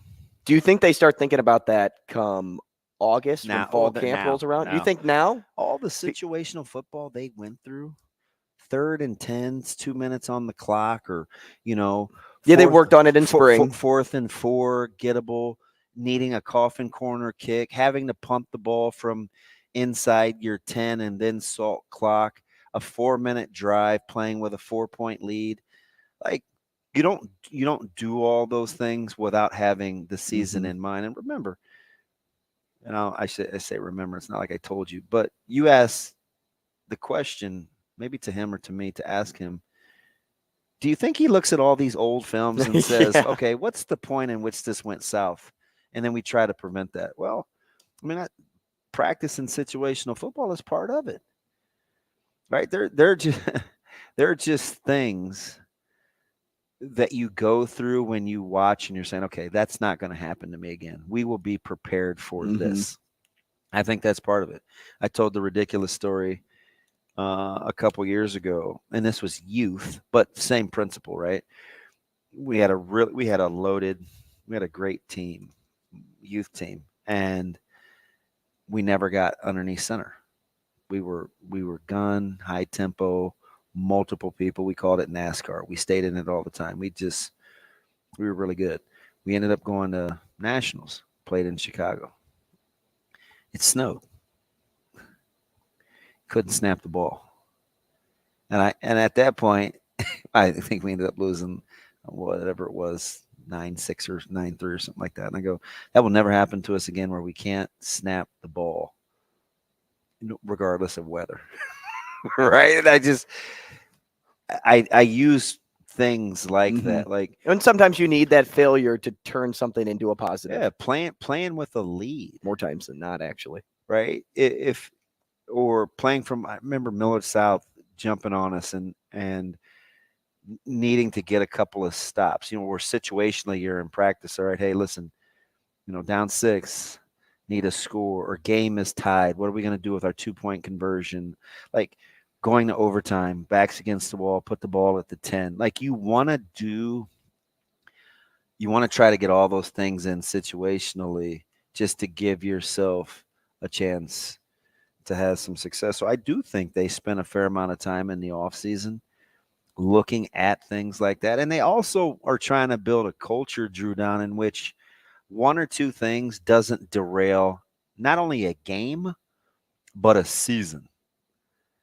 Right? It's just happened too frequently where everybody. Well, because the season's so short. Dude, just ask the lay fan, right? Hey, in this year, was there a turning point for you in this season? And they almost always can name one. It shouldn't be like that, right?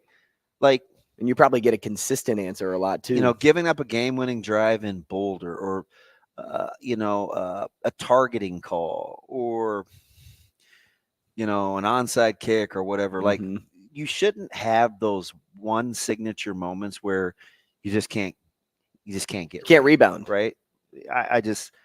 That's what culture is for. Right. That's how you keep those tailspins from happening over an isolated incident. But you make a good point too, by just kind of getting to that humans are longtime learners, and you have to learn how to lose before you can learn really how to win, and accept the loss so that you don't accept it later on. So they said something last night in The Last Dance. You have to go back and watch the whole thing. They said the greatest thing about Michael Jordan wasn't his talent or his competitiveness or this. They said it was his ability to always be present. Always be present. What's the number one thing we always try to tell people? Stay in the moment. Not last play, not next play. Stay right here. I didn't see how that works. It's all about growth. It's all about maturity. I said my man was always present. We're talking to Mike Sautter next. Rogers and Benning. We'll be back in 4 minutes.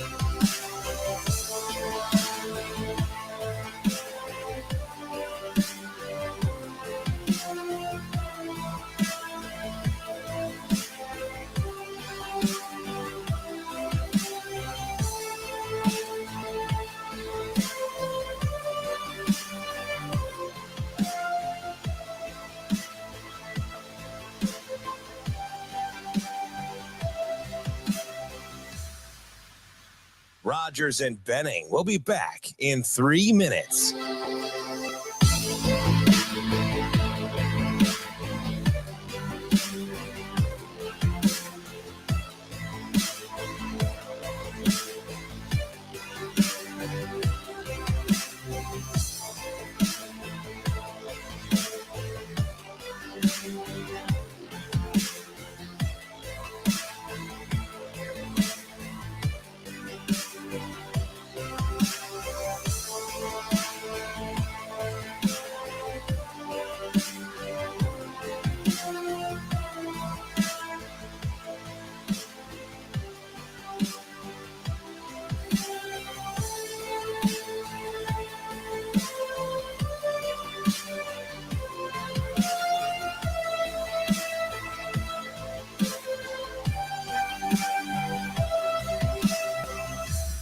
Rogers and Benning will be back in 2 minutes.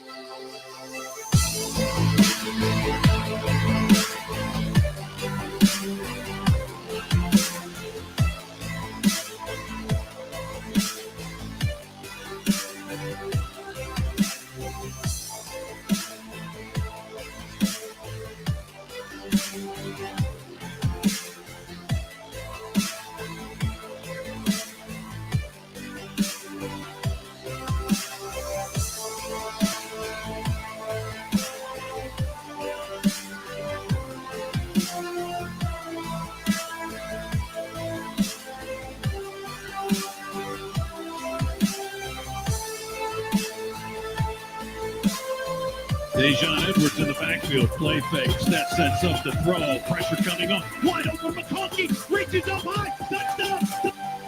Play fakes, that sets up the throw, pressure Rogers coming on, Benning wide will be open, back in McConkey, 1 the minute. throw, pressure coming on, wide open, McConkey reaches up high, touchdown, touchdown! And up over the football, ready to snap it back to Bennett in the shotgun. We're on the TCU 14-yard line. Bennett, the throw, lobs it to the right corner.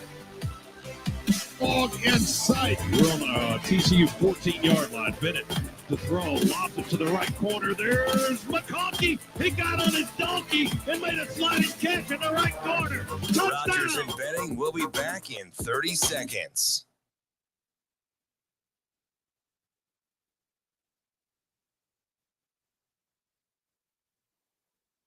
Damon Benning.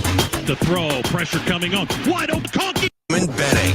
The throw, pressure coming on. Wide open, McConkey.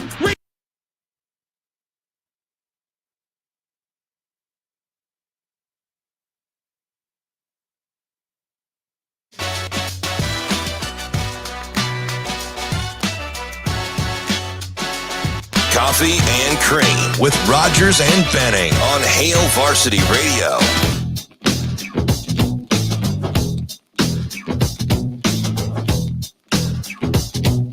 Hey, welcome back, Coffee and Cream. DB, Andrew Rogers, live from the H&H Chevrolet stage at Hail Varsity Club. Happy to have you with us. Crazy. De La Cruz already getting promo pieces. The guy's been in the league a month, and he's on ESPN promos for baseball. Go ahead then, Ellie. Stud you. Answer this for me. He played 18 games. Yeah, maybe? who was the last player that was as overhyped as De La Cruz? As like a rookie? Overhyped? Yeah, like because I wouldn't say he's reached his like true being. You mean yet. like the buzz? Yes. Ohtani. Okay, so that would have been what, 6 years ago, 5 years maybe. ago. Yeah, Ohtani. He came in with that kind of buzz. Ohtani also came in at what age though? Like 20 And had played was a little more experienced. Yeah, professionally over in Japan. Than Ellie. And Ellie's just 20. But yeah, Ellie has the potential to be awesome. Hey, Mike Sautter in with us. Now let's bring him in via StreamYard. There he is. Getting his walk game right. Yeah, he is. What's up, Jerome? Look How at him, are you? Look at him posing with his car. This dude, closet, really thinks he's a good-looking dude. He's going in and out. He's just working with his own transitions. Hey, Mike J, Jerome Sautter. How is your neurosis? Are you managing it? How are we doing emotionally? Take a guess how many times I've washed my car this week. I'm gonna say it rained twice, so I'm going with 3. I'm gonna say 4. It's 3. Yeah. I know my dude's temperament. Since Monday. Yeah, you have some issues. Are you doing the free monthly car wash? Yeah, oh yeah. Did you take advantage of the 40 cents off fuel saver yesterday at Hy-Vee? No, but I got 72 cents off when I went on, I think it was Sunday. Uh-huh. So, How many Hy-Vees did you hit? Okay. 2. Hey, my man. You don't get to make all that money by spending a lot of money. I hear you. Hey, So, I got a question. go ahead. Andrew, do you have a jersey on? I do. Storm Chasers, baby. I got it last night. Are you 12? Hey, jerseys over shirts all day, every day. You're 12.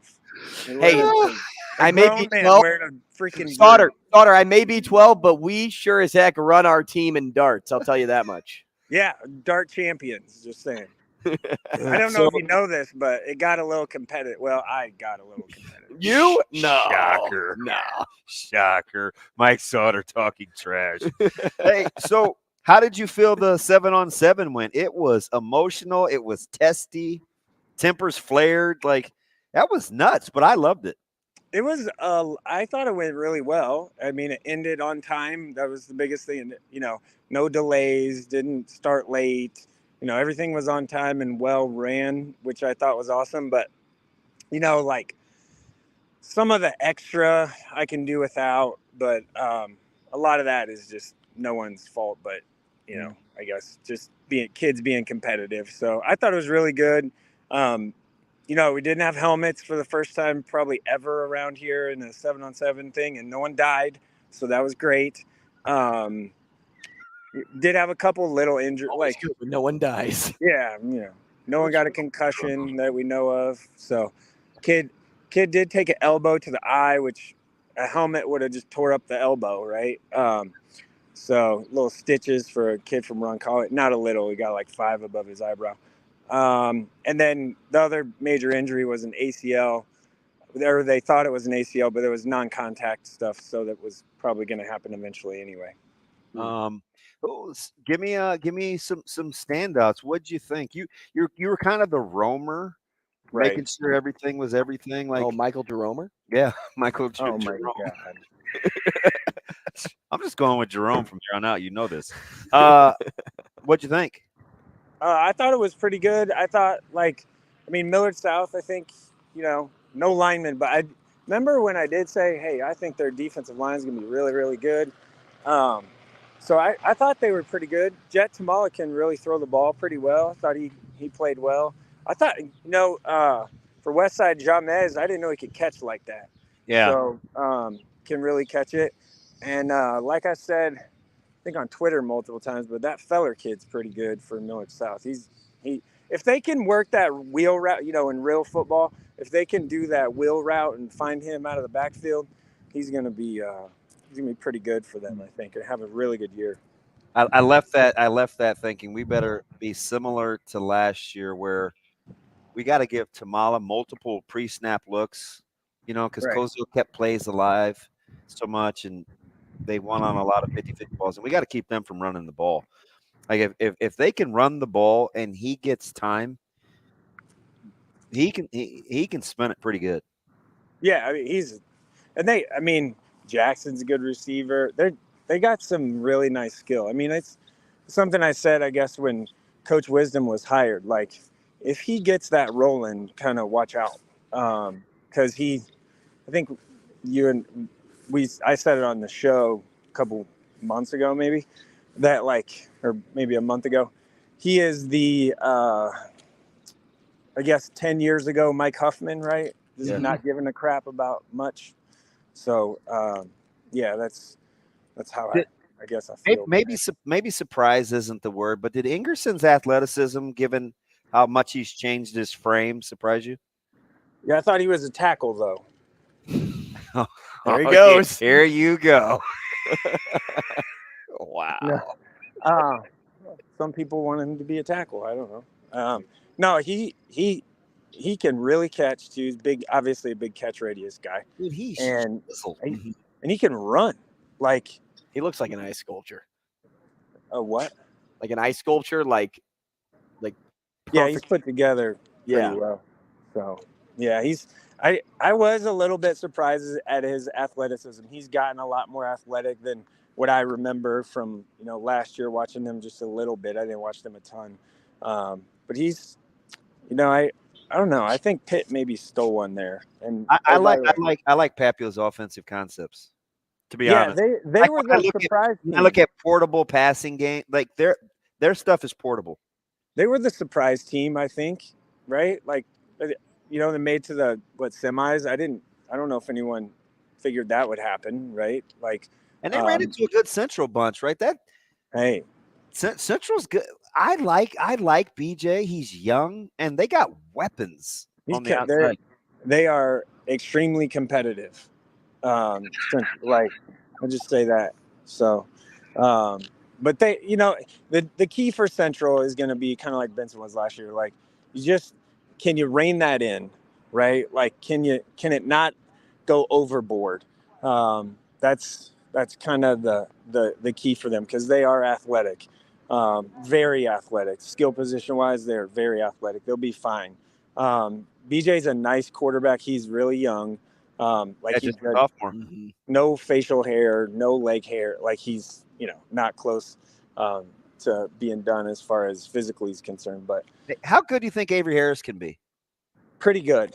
Like sorry, something just flew in my face. I'm out in the middle of nowhere right now. So where are you? Literally, right south of Hickman, at Norris High School. So yeah. Norris. We've talked about Norris show once or twice. Yeah, and all 3,000 folks.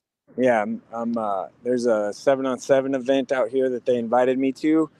So I don't know, a bug just flew in my face. Anyway, what were we talking about? Sorry, I got distracted. Avery Harris. Yeah, Avery. It's again, like, it feels like all those Central dudes outside of Deshaun Prince or Sean are like built the same. And they're all super competitive, a little length, a lot of fire to them, which I enjoy that. Just, don't yell at me when the rules are the rules, and you can't win a 7-on-7 game with an interception in overtime in the end zone because it's a dead ball play. It's not my fault. Wow. Not my fault. What do you expect this week at River Cities? Can you believe what that tournament once was, what it's turned into? It's just different now. Yeah. So, tomorrow might be pretty good because of the showcase game stuff. There's a lot of teams, which is great, but sometimes, volume isn't always the best idea. So I don't know. I would have liked to see like a Run GMC or something like that come up and be here for that. That would have been a lot more fun, right? But I don't know. I'll be there. I'm hoping to be there by 5 today, because this gets over at 3. Our last game's at 3. Yeah, roughly 5 o'clock. Hopefully I can get there by 5:15 game. I haven't seen the Nebraska Supreme teams play much at all. So I need to see them play and see those kids play. NBDA is a nice team too. Even without Trayson Anderson, they're nice. You have Cade Cook and Dylan Clausen kind of leading the way a little bit there. It'll be okay. It won't be like what I'm going to see Thursday through Sunday next week for sure.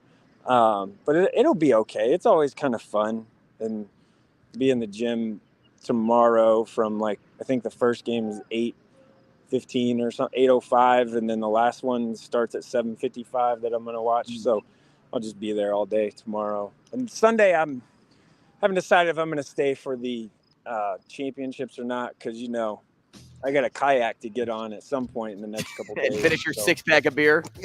6. Yeah, that's what he said. He said he goes out and drinks 6 and then comes back. That time. Hey. It's going to be more than that. 6 times 3. He likes Shane. He's in the 9-packs now. It ain't going to be 6. I'm going to tell you right now. But so I might start my vacation, a little get another half day in Okoboji versus only one day of vacation on Monday, because my flight leaves for South Carolina on Tuesday at 4 p.m. So I'm kind of, I kind of want to get we'll call it family time. Okay. It's a good word. All right, Jerome, be easy. See you, man. All right, see ya. Phil Steele up next. Rogers and Benning will be back in 4 minutes.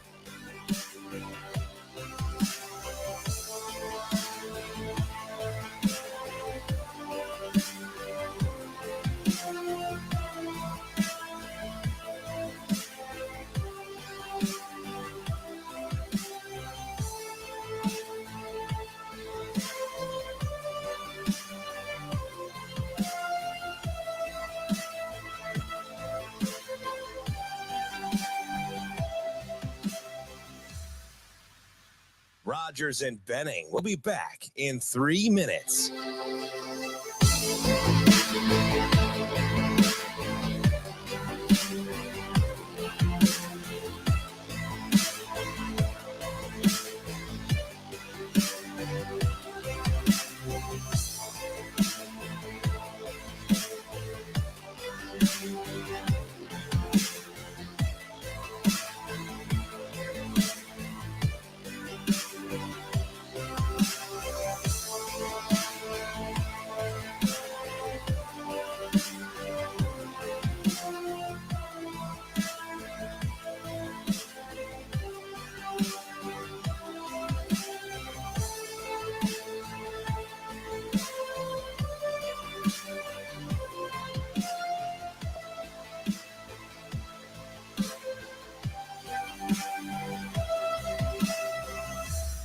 Rogers and Benning will be back in 2 minutes.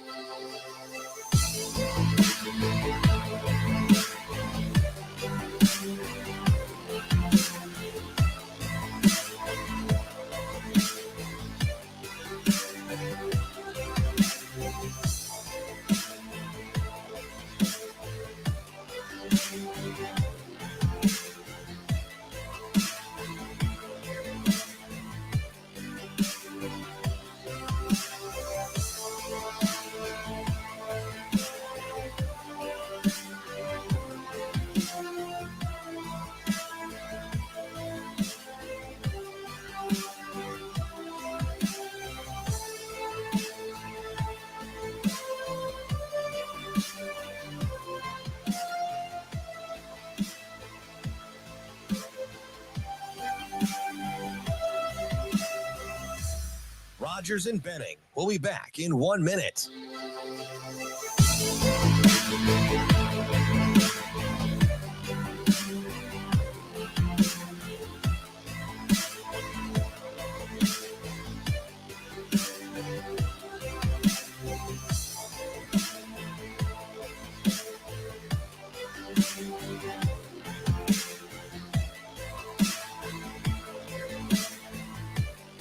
Rogers and Benning will be back in 30 seconds.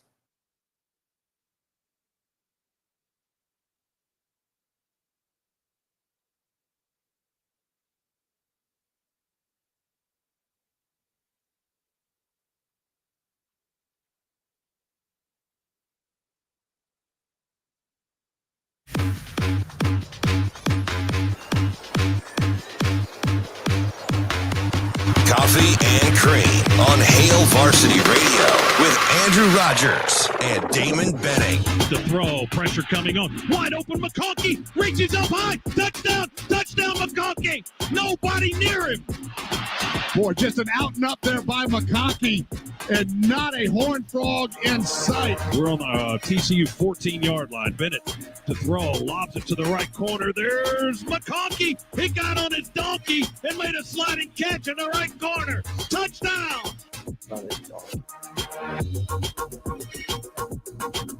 Did I hear that right? Got on his donkey. He rhymed the player's name. So What's the line? Just been going through watching a lot of old games, And the SEC championship, LSU and Georgia was on yesterday, the day before yesterday. McConkey was wearing LSU out. And Bennett was like just getting started. That was the year before they, that was going to be the first of their titles. Right. And McConkey was saucy. He got on his donkey and made a sliding catch in the right corner. I love broadcasting calls, man. Like the creativity behind some of these things, whether if it's planned or it gets just kind of happens in the moment. It's just fluid. Oh, I am such a huge fan. Yeah. We got him. I think he broke us off a telephone call, the author of his version of the Bible. Phil Steele, publisher and editor of Phil Steele's College Football Preview. That time of year again when the preview magazine comes out. Yeah, I think we got him. He's here? Yeah. Shane? He's here. Looky there. Phil Steele here with us on the show. He's been doing tons of hits across the country. His magazine just dropped, and you can also find it online, and we're happy to be joined by the man himself right now. Phil, good morning. Well, good morning. How the heck are you guys? We're fantastic. Did you come up for air? Like we follow each other on Twitter. You're talking to this coach, that coach.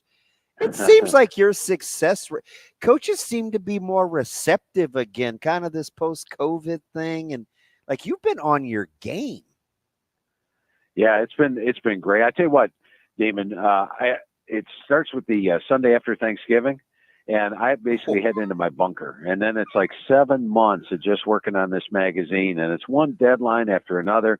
My favorite part of the process is what you just talked about, talking to the head coaches. This year I probably talked to 125 of the 133 head coaches out there. And each of the conversations lasts about an hour. So it's always a great conversation. But, it seems to be even more receptive each and every year. And thank God. Nebraska, I never got to talk to Scott Frost. Yeah, I used to be your guy, man. I feel like we're not buds anymore. The listeners probably don't even know this, but Damon would actually help me with my Nebraska write-up each and every year. I'm used to talking to the head coach, but it was like talking to the head coach for talking to Damon. So I appreciate all those years that helped Damon. But, yeah, now I can talk to Coach Rhule. I talked to him at Temple. I talked to him at Baylor. And but thank you very much for all those years of help, Damon. Yeah, you sweet. Hey, let's start right there though with Coach Rhule. He has won the fan base over almost in its entirety. We love the administrative leadership. He's recruiting well. Let's get into Nebraska kind of in their unit rankings and kind of how you see the Big Ten. Yeah, I think with Nebraska, the biggest upgrade is definitely at the head coaching spot. I mean, Matt Rhule is a guy that you go back and look at what he did at Temple, taking them from where they were to where they got, what he did at Baylor. And what I told him when I talked to him was, thank God you're back in college football because we missed you. So when you look at Nebraska, they've got some strengths. I like the quarterback spot with Jeff Sims and the depth there. They have depth at the quarterback room. You look at the running backs, I like Irvin, Grant, and Johnson, the receiving core. Never really known for a great receiving core, but I think Billy Kemp coming in from Virginia is going to help. Fleek's coming in from Baylor to add with Betts in Washington. The linebacking core looks solid. The DBs look solid. So it's a talented Nebraska team. I think when you look at the West overall, my favorite top two teams are clearly Wisconsin and Iowa. I think they're a little bit above everybody else, but I could see Nebraska having a much better year. And I think with Matt Rhule, when Nebraska gets in those close games at the end of the year, they're actually going to win some of them. I'm one of those people too. I like Wisconsin too.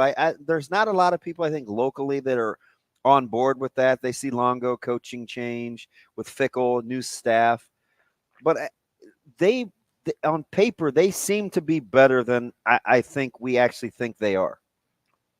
Yeah, and Damon, I talked about the 7-month process where I'm in my bunker. The first write through of the magazine is a postseason write through where I read every article that's written about the team for the season, look at what they've got coming up for the year. And when I did my postseason right-through, I'm like, Wisconsin, change it from the run game to a pass game. I don't know about that. I'm a little unsure. I was actually leaning Iowa at the start of it. And then after going through the second process and then the third process, talking to Coach Fickle, and going over the SWAT with them, they are not abandoning the run by any stretch of the imagination. When they go to the pass offense with Mordecai, who they brought in from SMU, which I think was a great pickup, and the receiving cores that they've added in. They added a guy from Cincinnati and Pauling. They added a guy from USC and C.J. Williams. They already had Dickey there. That's going to open up holes, I think, for Allen and Maluzzi to be able to run the football. The offensive line looks solid. And defensively, they've got 8 starters back. And then you got to love the schedule. You look at their road games this year. They're against a rebuilding Purdue, a Washington State team that struggled when they took the step up last year. Granted, they beat Wisconsin, but that was a game where Wisconsin actually had a 22-10 first down edge, but somehow lost. They also play Illinois, Indiana, and Minnesota on the road. So all the road games are winnable. The toughest one they're pulling over from the East is Ohio State. They get them at home, and I think they get them at a good time as well when they play the Buckeyes. So they've got they're catch them off of Penn State the previous week.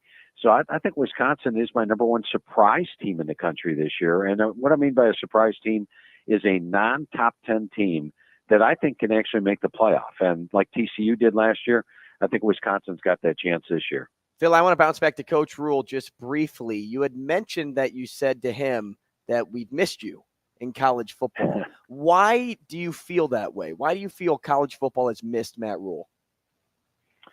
Well, it basically is me personally, I would have to say, because I actually don't follow the NFL.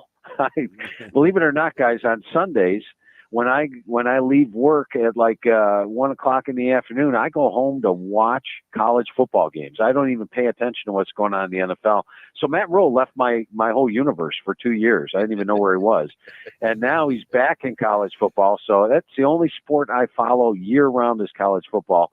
So I would say it's me, Miss Matt Rhule, because he was out of my universe. We got DeJean and some guys back in Iowa defensively. I want to bounce back to the Big Ten. You said you're kind of splitting hairs between Wisconsin and Iowa. Do you like the potential upgrade at the quarterback spot for Iowa? The calendar, what do you like about the Hawkeyes to put them in that 2 slot?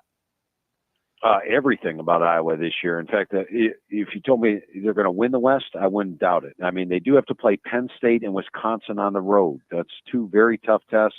That would probably what came down to it. But here's the one thing. When the day Cade McNamara entered the portal, the first thing that popped in my mind, Damon, was go to Iowa. That would be a perfect fit. And then, boom, he ends up in Iowa, and here's your game manager quarterback, which is the perfect thing for Kirk Ferentz, but a guy that can threaten throwing the football, has starting experience, and has been very good. They've got an offensive line that, let's face it, 2 years ago, their offensive line, they had their center coming back, who was the best center in the country, but that's all they had. Last year, they lost their center. They had 4 other guys coming back, but they struggled a little bit. Now they've got practically the whole unit back. They bring in Feth from Miami of Ohio. I think they're going to have a typical Iowa offensive line. They got Johnson and Williams in the backfield. They've got McNamara who can throw the football. They got Reganey at receiver. They've got tight ends again. Eric Hall coming over from Michigan, huge to go along with Lachey. And defensively, they're probably going to be fair to Midland, right, under Phil Parker. Okay, they're going to be great under Phil Parker. They are every year. They have one of the top defensive lines in the country. In fact, when I talked to Coach Ferentz, he felt all 4 of their starting offensive linemen were Big Ten caliber guys: Evans, Lee, Shannon, and Craig. The linebacking unit adds Nick Jackson from Virginia. Why this guy sat in the portal so long, I can't figure it out, because he was an outstanding player. And when he landed at Iowa, I was like, wow. And then you've got Cooper DeJean at cornerback, and then the best punter in the country in Torrey Taylor. They've always got exceptional special teams. This is a very good Iowa team. The only reason I didn't pick them to win was because they play Wisconsin and Penn State on the road. What about Illinois, Phil? Because last year they were highly successful, and I'm curious if you think, did they get better? Did they kind of stay where they were, or do you think they took a step back? I know they didn't win the West last year, but I felt they were the best team in the West last year. With that defense and the overall offense, they came up a little short at the end of the year when they had the thing in their destiny. They came up short against Michigan State and Purdue. They could easily have beaten Michigan. Michigan needed that late field goal to beat them, but I felt they were the best team. Now this year, they lose some players off the defense. They also lose their defensive coordinator, and offensively they lose some players, like their quarterback, who I thought Tommy DeVito did a better than expected job there. They lose Chase Brown at running back. So I'm going to say that they're a little weaker than last year, but not much. And talking to Coach Bielema, I got the feeling that he feels pretty good about this year's team. If Reggie Love can recapture the form, it's his best he's been since he's been there. They've got Josh McCray in the backfield. I love Isaiah Williams at receiver. I mean, this guy's the next quarterback. He's now another year at receiver. They've got two guys on the offensive line that are going to the NFL, Isaiah Adams and Julian Pearl. If it's 3rd and 1, I'm running left behind those guys. And then defensive line, how about 2 NFL guys in Newton and Randolph up front? So they're talented up front. They've got Bielema as the head coach. Bielema has surpassed my expectations each of his first 2 years, and it wouldn't surprise me to see him in the mix this year, even though I do feel they're a little weaker.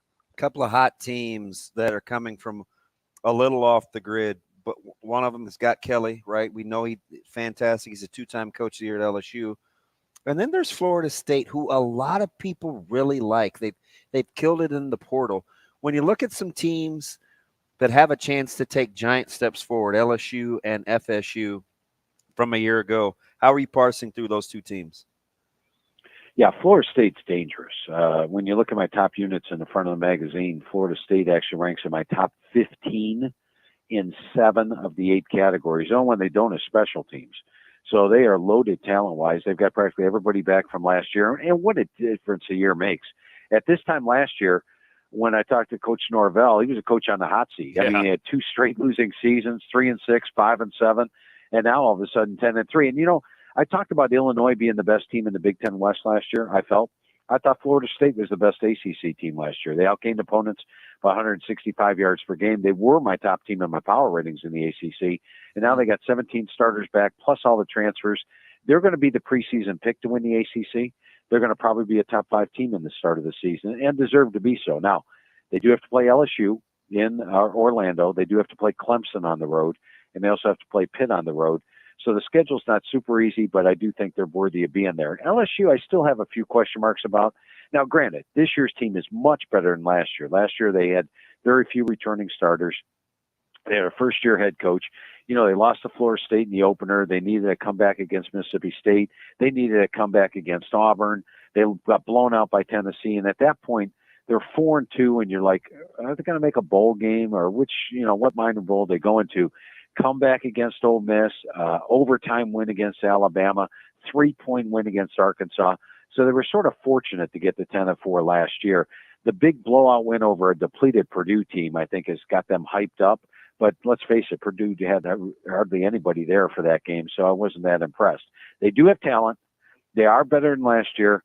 I just think they weren't as good as their 10-4 record last year, so I'm probably not as high on LSU, but they are a legitimate contender in the West.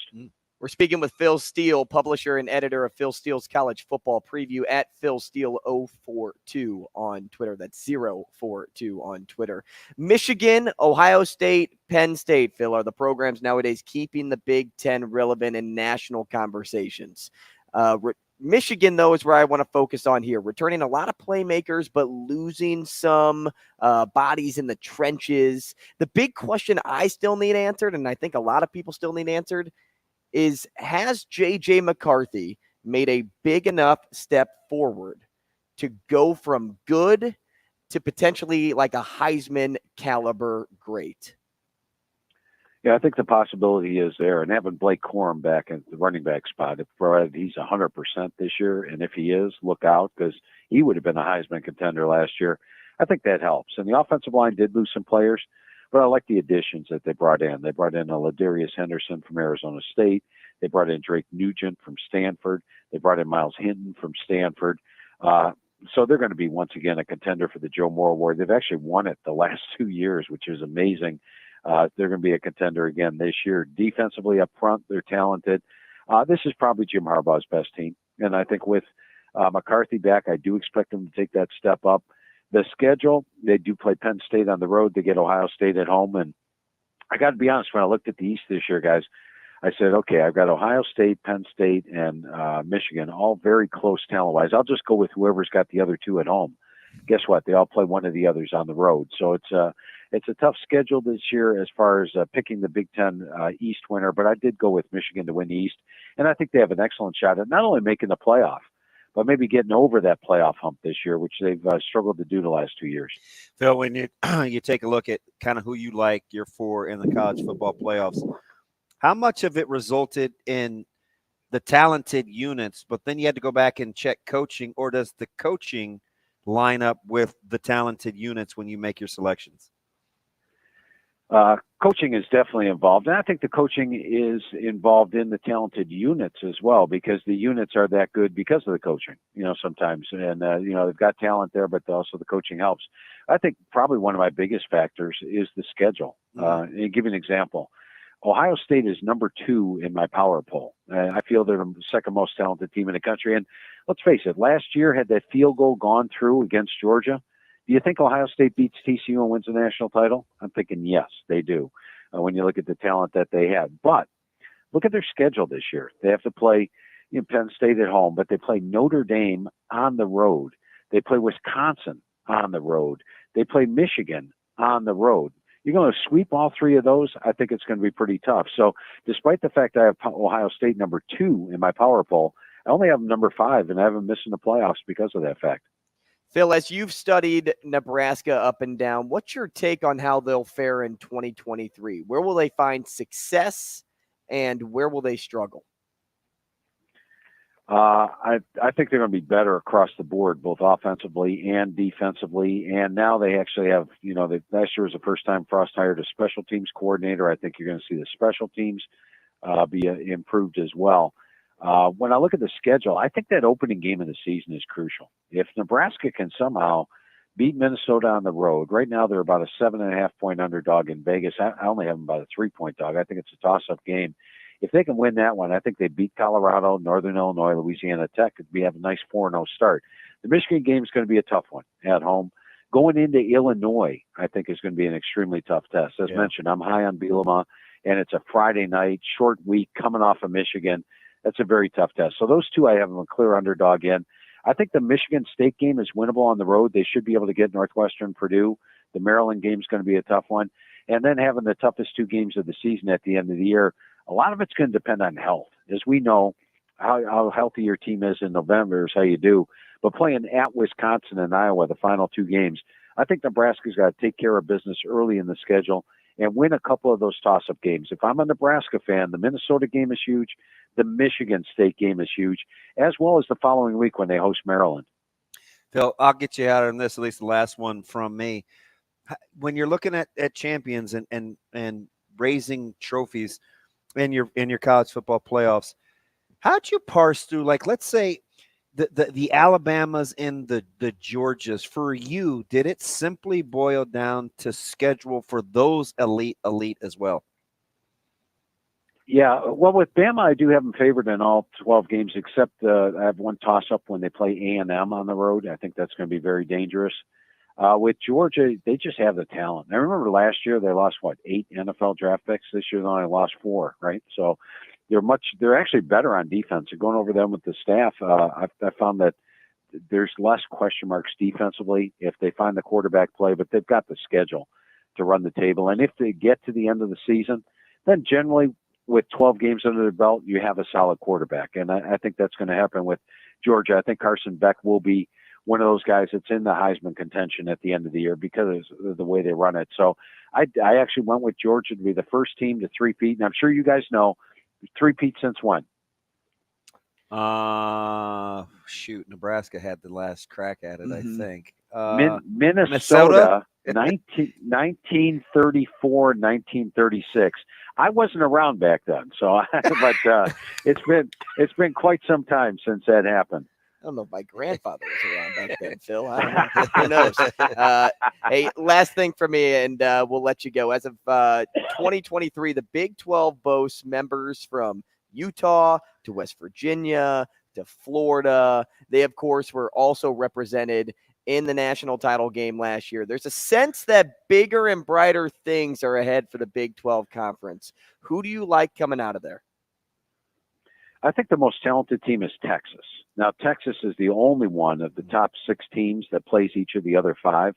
So the schedule maker didn't do them any great favors. But Texas is absolutely loaded position-wise. When you look at their unit rankings, they're up there in my top 25 in each unit. They've got the quarterback in Quinn Ewers, who's much improved over last year. I love the offensive line, which has everybody back. And defensively, they were solid last year. They're led by Jalen Ford. They're going to be solid again this year. They do have to play Bama on the road, but they'll probably be favored in all the other games.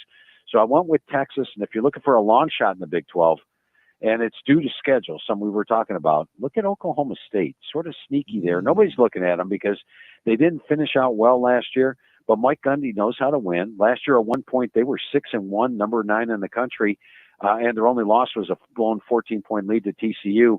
And this year, they actually play 6 teams who were non-Power 5 last year. They avoid Texas, TCU, and Baylor in the Big 12. They get Oklahoma at home. The biggest dog I have in the game all year is +3, and that's against Iowa State, UCF, and Oklahoma. They could be a sneaky team this year. Keep your eyes on Oklahoma State. They're 50-1 to win the Big 12. So if you happen to be by Vegas or one of those offshore sports books, you might want to plop a little something down on Oklahoma State at 50-1. Let me stay right there to get you out of here in this. I fibbed a little. Texas Tech is a team that I like as kind of a dark horse. Did the schedule do them in, or are you kind of vibing with me on Texas? Tech. It Texas depends Tech. it depends which one of my power ratings you're talking to, Damon, because Texas Tech is one of the more confusing teams. I thought last year they were sort of fortunate to get to 8-5. I mean, how many games they win in overtime? They were +4 net close wins, +3 upsets.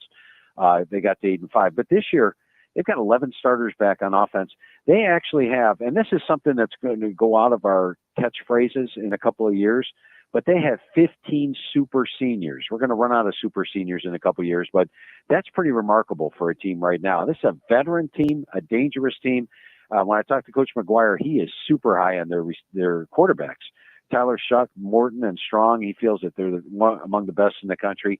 But my power ratings, two of my sets of power ratings have them going 11-1. And one of my sets of power ratings has them going 5-7. So it depends which set of power ratings you go to. But yeah, some of my power ratings definitely agree with you there, Damon. 11-1, that would make them a contender in the Big 12. Phil Steele, we appreciate you. Fantastic stuff this morning. I can't wait to pick up my own copy. I bought the digital copy yesterday, but I want the physical one. I want it in my hands. I'm a physical guy, too. I'll do both. Phil, we appreciate it. Thanks so much. Yeah, make sure you check out Barnes & Noble and pick it up there because it's the only place you'll be able to get it this year. And great conversation as always. Appreciate you guys having me on. Thanks, Phil. Appreciate Phil it. Steele, publisher and editor of Phil Steele's College Football Preview. Get over to Barnes & Noble. As I told DB yesterday, I tried to call Barnes & Noble, and I was on. Nobody answered. It was just ringing for 2 minutes. And I'm like, guys, I just want to know if you got the magazine. So maybe I'll try calling again Which today. model of Texas Tech? I'm telling you, I like Texas Tech this year. Well, how about Okie State's schedule? Your gut normally comes through. Yeah, we'll see. Like it pulls through more Let's see times if I talk myself than out not. of it. If I talk myself out of it. And because you don't give a lot of predictions either, Nope. so that's why I'm giving you a ton of credit for your predictions because of that, Sure to go Mr. wrong. Texas Rangers. Okay, we're gonna do trivia when we come back. Stick around. Rogers and Benning will be back in 5 minutes.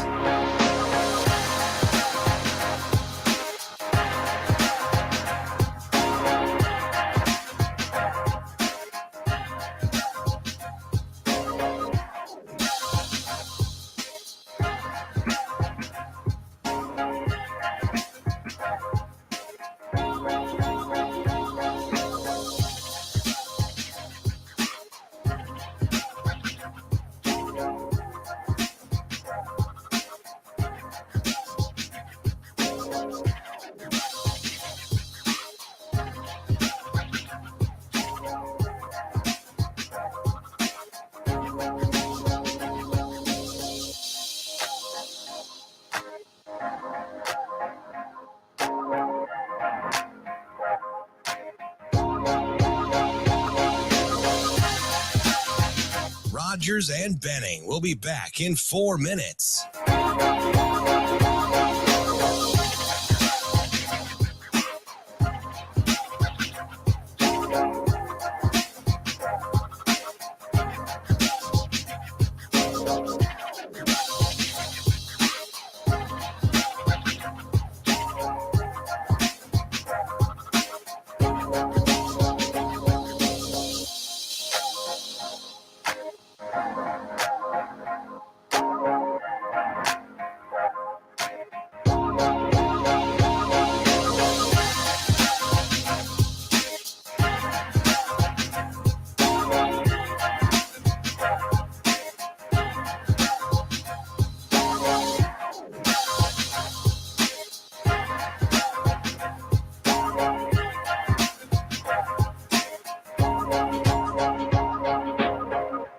Rogers and Benning will be back in 3 minutes.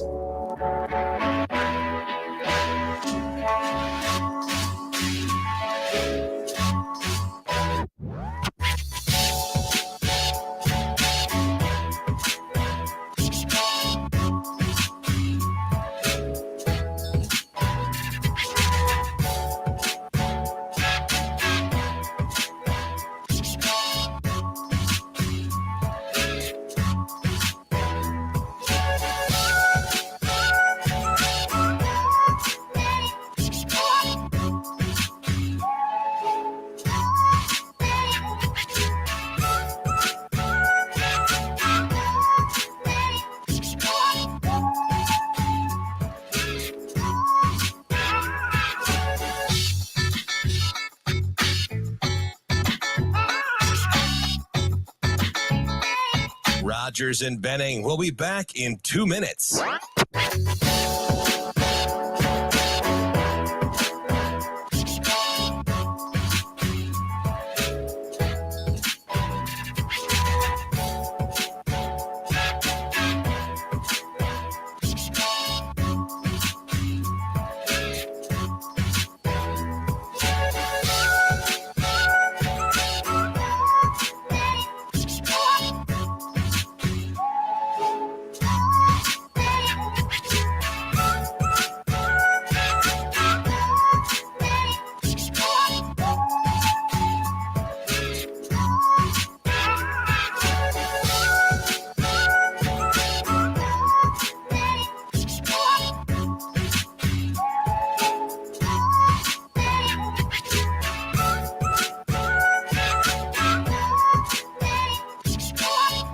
Rogers and Benning will be back in 1 minute.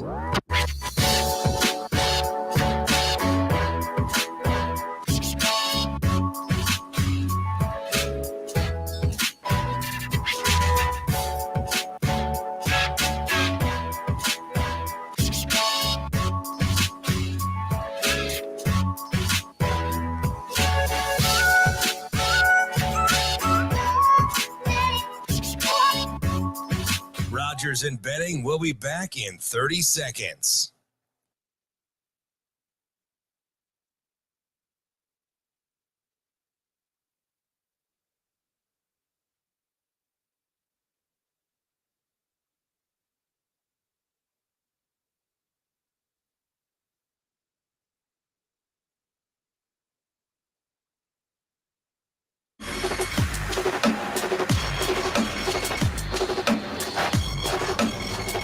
Coffee and Cream with Rogers and Benning on Hail Varsity Radio.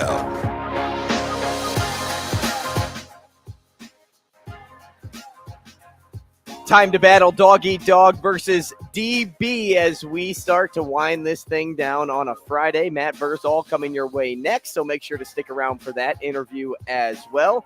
Our contestant, Ray, today. Ray is an avid listener, a P1, and he has faced off against DB, I think, twice now, and you're even, right, Ray?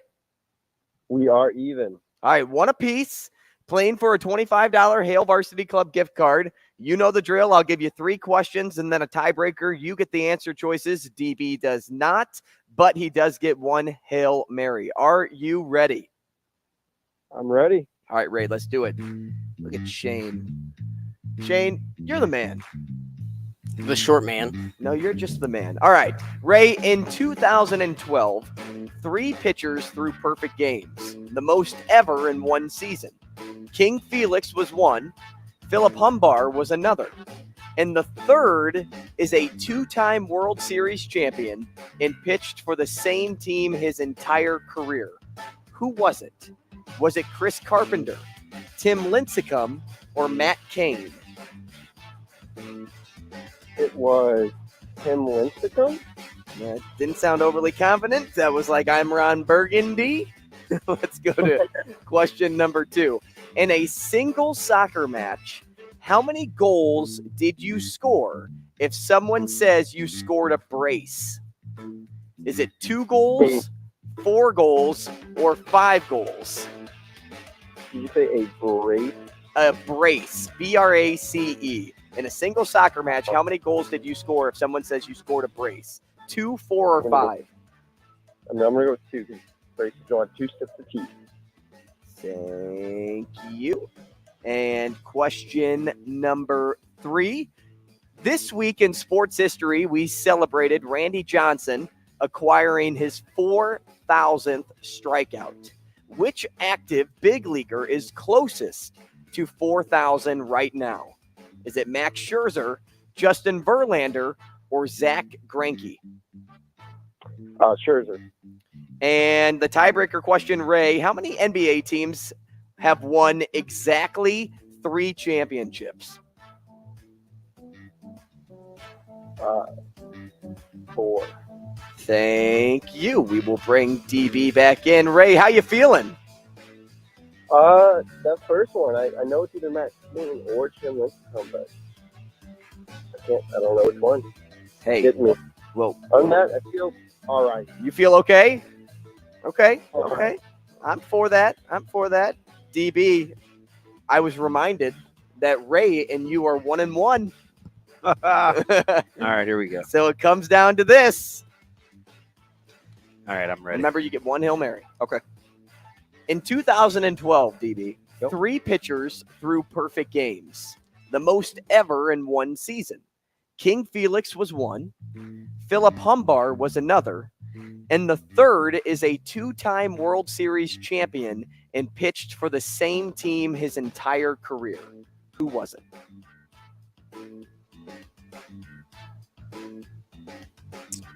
Again, this was 2012. Come back to that. Question number 2. In a single soccer match, how many goals did you score if someone says you scored a brace? It's 4 or 5. 4. And the third question, this week in sports history, we celebrated Randy Johnson acquiring his 4,000th strikeout. Which active big leaguer is closest to 4,000 right now? Is it Verlander? Thinking of the old heads, right? Mm-hmm. So you got Greinke, Verlander, Scherzer.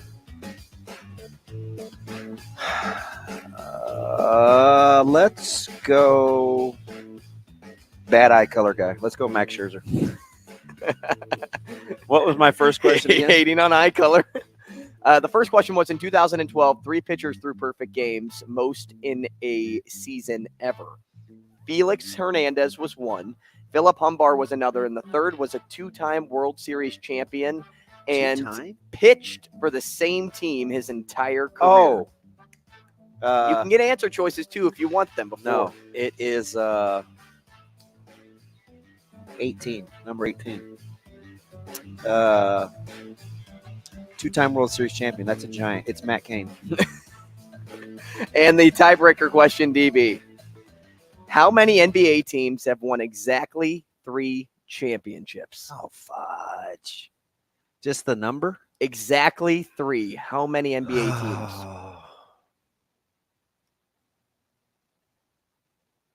3. Let's go. Here we go. How you feeling? A little sketch. I think I got 2 out of the 3 regular questions. All right, let's go through them. Ray, are you feeling good? You feeling okay? What are your vibes? I'm feeling worse that he got Matt Cain, because as soon as I moved on, I knew it was Matt Cain. All right, let's go. All right, the first question. The 2 World Series championships, that limits you. The first question, I won't read it in full again, but it was in 2012. There were 3 perfect games. King Felix was one. Philip Humbar was the other. The third 2-time World Series champ and pitched for the same team his entire career. Was it Chris Carpenter, Tim Lincecum, or Matt Cain? Ray said Tim Lincecum.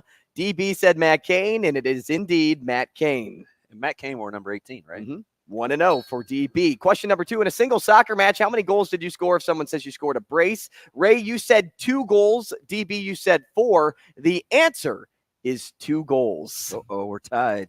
So we are tied at 1 apiece. Going to the third, we celebrated Randy Johnson acquiring his 4,000th strikeout this week. Which active big leaguer is closest to 4,000? Scherzer. You both said Max Scherzer. The answer choices were Scherzer, Verlander, and Greinke. The answer is Max Scherzer. So we go to the tiebreaker question. How many NBA teams have won exactly 3 championships? DB, you said 3. Ray, you said 4. Oh, gosh. Give me a drum roll, Shane. He's got way better odds to get this. The answer is 3. Let's go! On the nose, DB takes it home. Heartbreak. Heartbreak. Absolute pain, Ray. Absolute pain.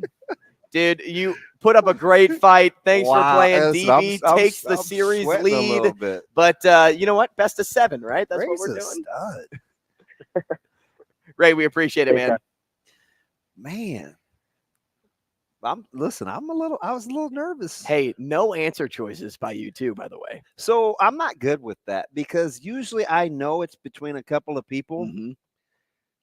Like if I just don't have a chance, like if I have no idea. But a lot of times I complicate matters. Well, I think the answer choices would have gotten you to Matt Cain sooner, though, if you would have heard the name. Correct. Although Lincecum may have thrown me for a loop because he was a giant. And he was a beast. You know what I mean? So and he was a little guy too. Like I was a big Lincecum guy. But he was a fan favorite for about 4 or 5 years there, and you could easily see him as somebody that threw a perfect game. Lincecum was one of those first guys to come out and say, you know what? I smoke quite a bit, and it helps me perform. Lincecum blew big trees. Who was the pitcher? Was it Lincecum that played Guitar Hero before a start and then had to sit because his arm got like sore from playing Guitar Hero all night? Remember. There was. Oh, I'm gonna look this. You up. know what? Carpenter may have tripped me up too.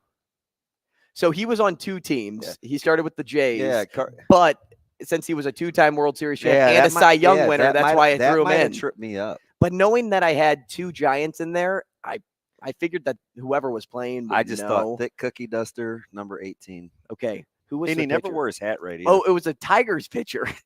Former Tigers pitcher Joel Zamaya once missed the ALCS because of a Guitar Hero injury. That's crazy. That was in 06. That's why I know it. Who were because that's the Cardinals. NBA teams that won exactly 3 titles? The Pistons. Okay. Remember? Well, help me out because I don't know, to be honest. The Heat and I probably would have gotten those. Warriors. The Warriors have 3 or 4. I don't know. I looked at Shane like Shane had any clue. It is. I truly. Oh no! It's the 76ers, the Pistons, and the Heat. Severe would have known. Warriors have a ton.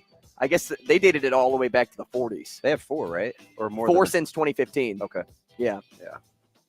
Interesting. So there you go. Man, Ray's tough. I need a. That was one of the best trivia battles we've had on the show. I need a drink. Club soda, please. The good news is you get to talk to Verz, so that's basically a drink. Oh Lord, I'll need another.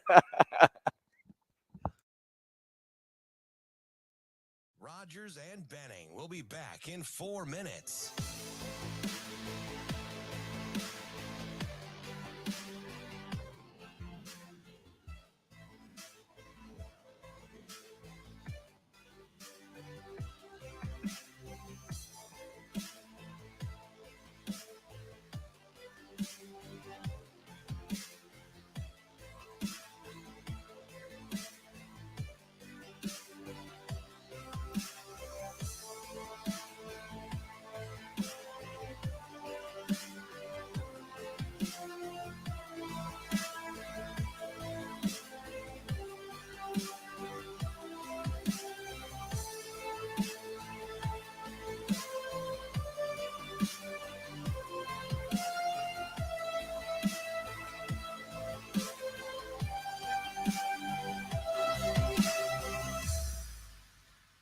Rogers and Benning will be back in 3 minutes.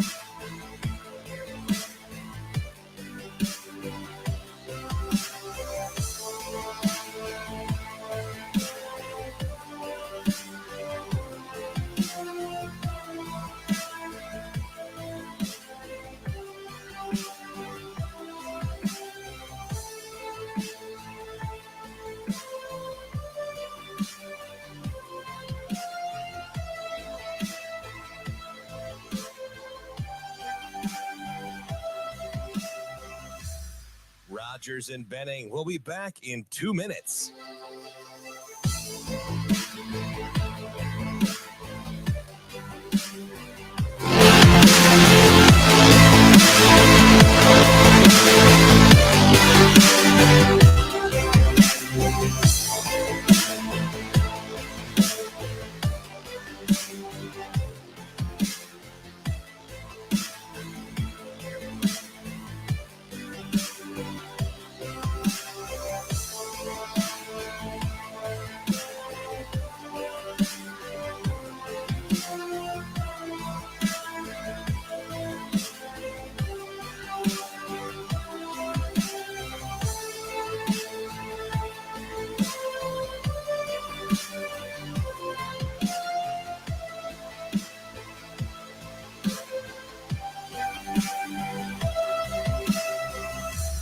Rogers and Benning will be back in 1 minute.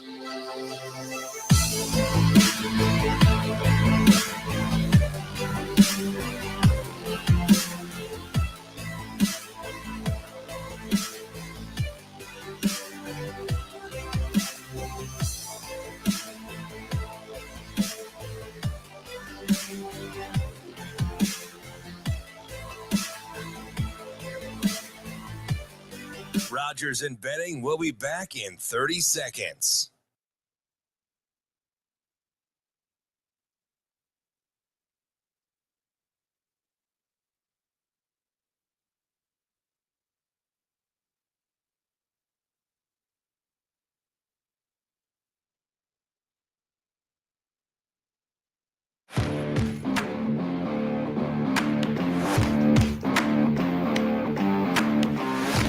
Coffee and Cream on Hail Varsity Radio with Andrew Rogers and Damon Benning.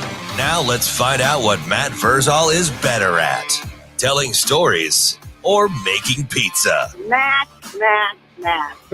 Matt's an exceptional young man. Matt Versal. Happy birthday, Matt. You know, Matt, he's a tremendous athlete. Matt Versal. Come on, Matt, I'm with you. You know, like Matt Versal, you're one of the sexiest people in the world, but you're not one of the most beautiful. How does that happen? Here is Matt Versal. All right, Matt, thank you very much. Your laugh gets me every time, DB. Every time I hear that. Because I can't believe she said it. I didn't realize Maddie was big sexy. Hey, Matt Versal. Who would have thought? Everybody would have thought, Yeah, DB. He's flipping pies now. The kids like him. Adults were like, yeah. Maybe it's just you. Yeah. What's up, Maddie? Good morning, boys. Hey, you doing? For those that are new to the show, Damon will call me a jerk. He will question why people like me. And so now we're going to skip past all that and get into it. Hey, did you like my name for you the other day when I called you the dirty W word? Well, now I know your like non-cussing thing is just a fake deal. That's not a cuss word. Are you sure? I don't think so. You might want to look that one up. Mr. Holier than Can thou. you write it? Can you write it for me? WHORE. Oh, yeah. That's a cuss word? Yeah. No, it's not. Yes, It's not something I'd say to my grandma. Well, that doesn't count. You wouldn't say a lot. I wouldn't say the F word either to my grandma. Well, I was still mad at you. I don't even know what I was mad at you for that day. You were in your feels because in the middle of lunch, I don't answer my phone and talk to you. Maybe it's just a word that you I was in my should use in feels. normal sentences. Yeah, it's not a cuss word. You're probably right. Yeah. Hey, so Maddie, how are you feeling about has the offensive line play across the state evolved or gotten worse in your opinion? It's evolved. Right. I mean, it's still now. It's still got quite a ways to go. But when you get when you start to have the player that fits the mold of what you need, it goes up. I mean, just by physics, it will be better. Is it get better technically? Yeah. But does it still have a ways to go? Yeah. But it's better because everybody's working at it. Like that's the cool thing. Like I've had some great interaction with some coaches from other schools who just want to talk and be like, "Hey, how you doing this?" I'm like, "I'm doing this, and I really like how you guys do this. How are you doing this?" Like that's a big thing for coaches in the state of Nebraska, is they don't like to talk to each other and make each other better. Like I get that. That's just my over assumption. Yeah, that's just my experience in the past. But now, you know that I work with kids from other schools, and we play those schools. And when we play them, I said, "You have one goal when you play us." And they're like, "What's that?" I'm like, "You whoop our ass. You beat us senseless. That's all I want you to do. Because if you do that, then my guys have to get better." And that's all you ask, right? Yeah. And so then a couple of them have gone out and done that.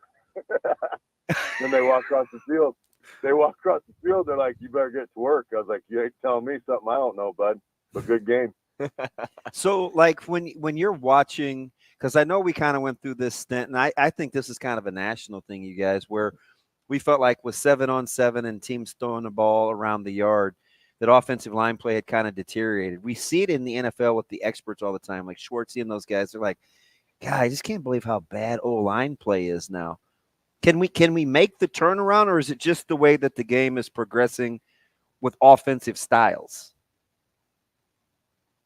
The offensive line, okay, so here's the deterioration, all right? And Lombardi has a great interview. It's from last week on McAfee, right? But he says the teams that are still truly successful focus on running the ball. The teams that get with flash, look at when what the Eagles do. Look at what the Niners do. People don't want to say this, but look at what the Chiefs do.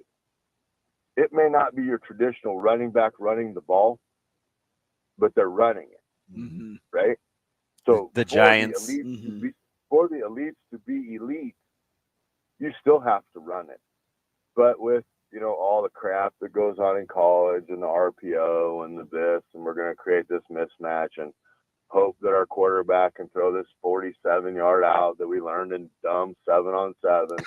Where I told the quarterback 47-yard out. Where I told the quarterback, said, "Hey, quarterback, I've designed this great play for no padded football. That seventh string corner that they had to bring today because their other corners playing baseball won't be able to cover you on that." And that doesn't matter. Hey, we're going to win this game of catch, buddy. Don't you worry. We're going to be the catch team of the century. Catch.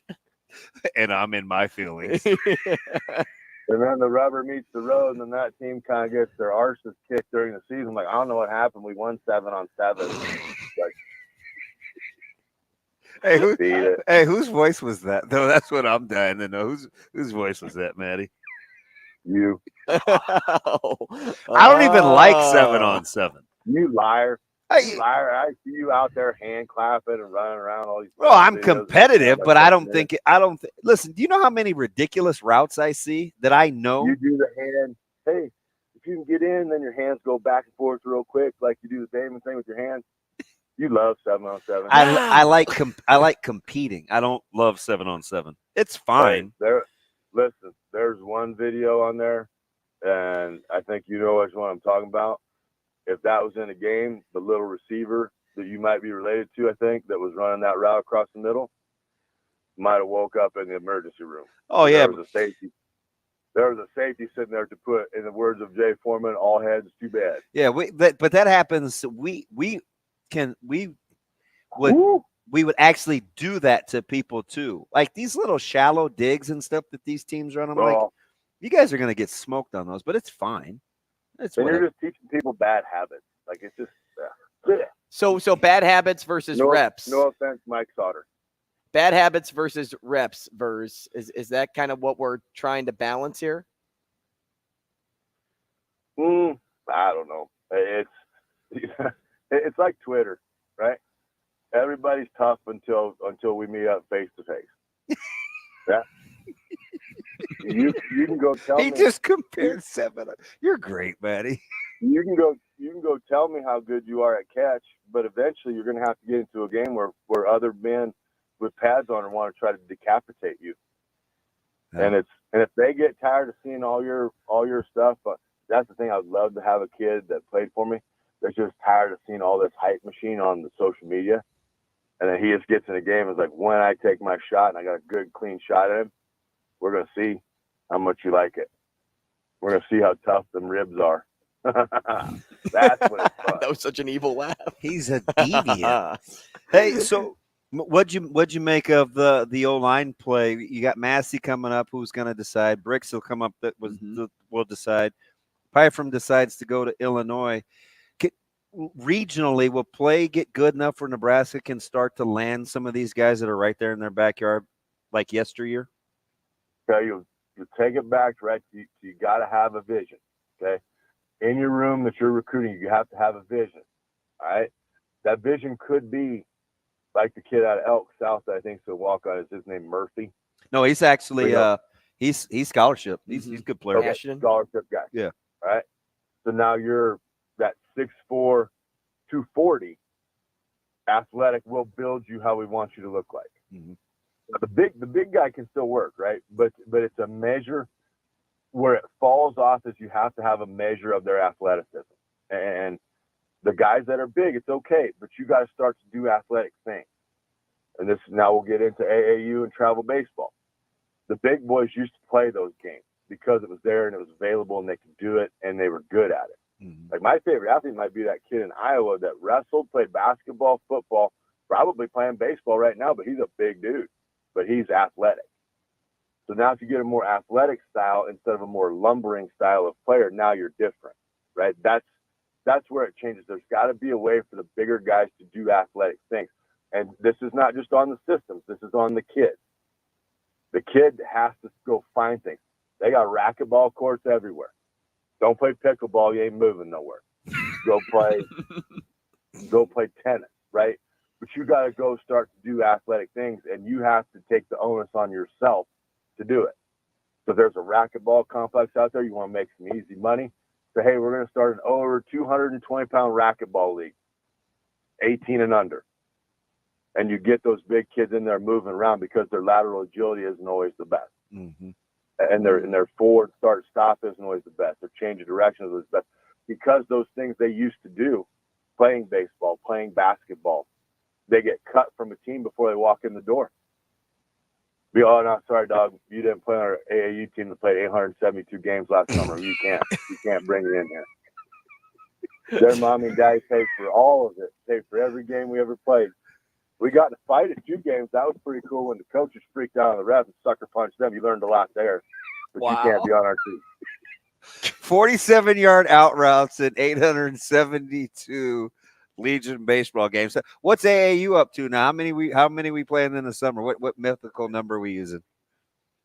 Hey man, this one ain't mythical. There's a neighbor of mine. Yeah. His 8th grade son played 48 football games in 1 year, fully padded. What? And he was good with it. I was like, man, okay. Been nice to see you. I have to leave now. To see in a couple of years, see where we're at. Wow. That seems like a big. Hey, we were happy just letting a kid being a kid, like go and screw around, swim with their buddies, have a week off. No, I listen. I'm with you on that. Get their hair braided and look kind of weird. Wow. He took those out, by the way. Did he? I knew those weren't last long. He did not like those. He did not look like he was having fun with that. He's trying something different, man. Verse, have a great weekend. Have a good 4th. Hey, David. Yo. Tell him to go throw. Tell him to go afro. You got it. See you, Pick man. it out. That's going to be awesome. All right, Matty.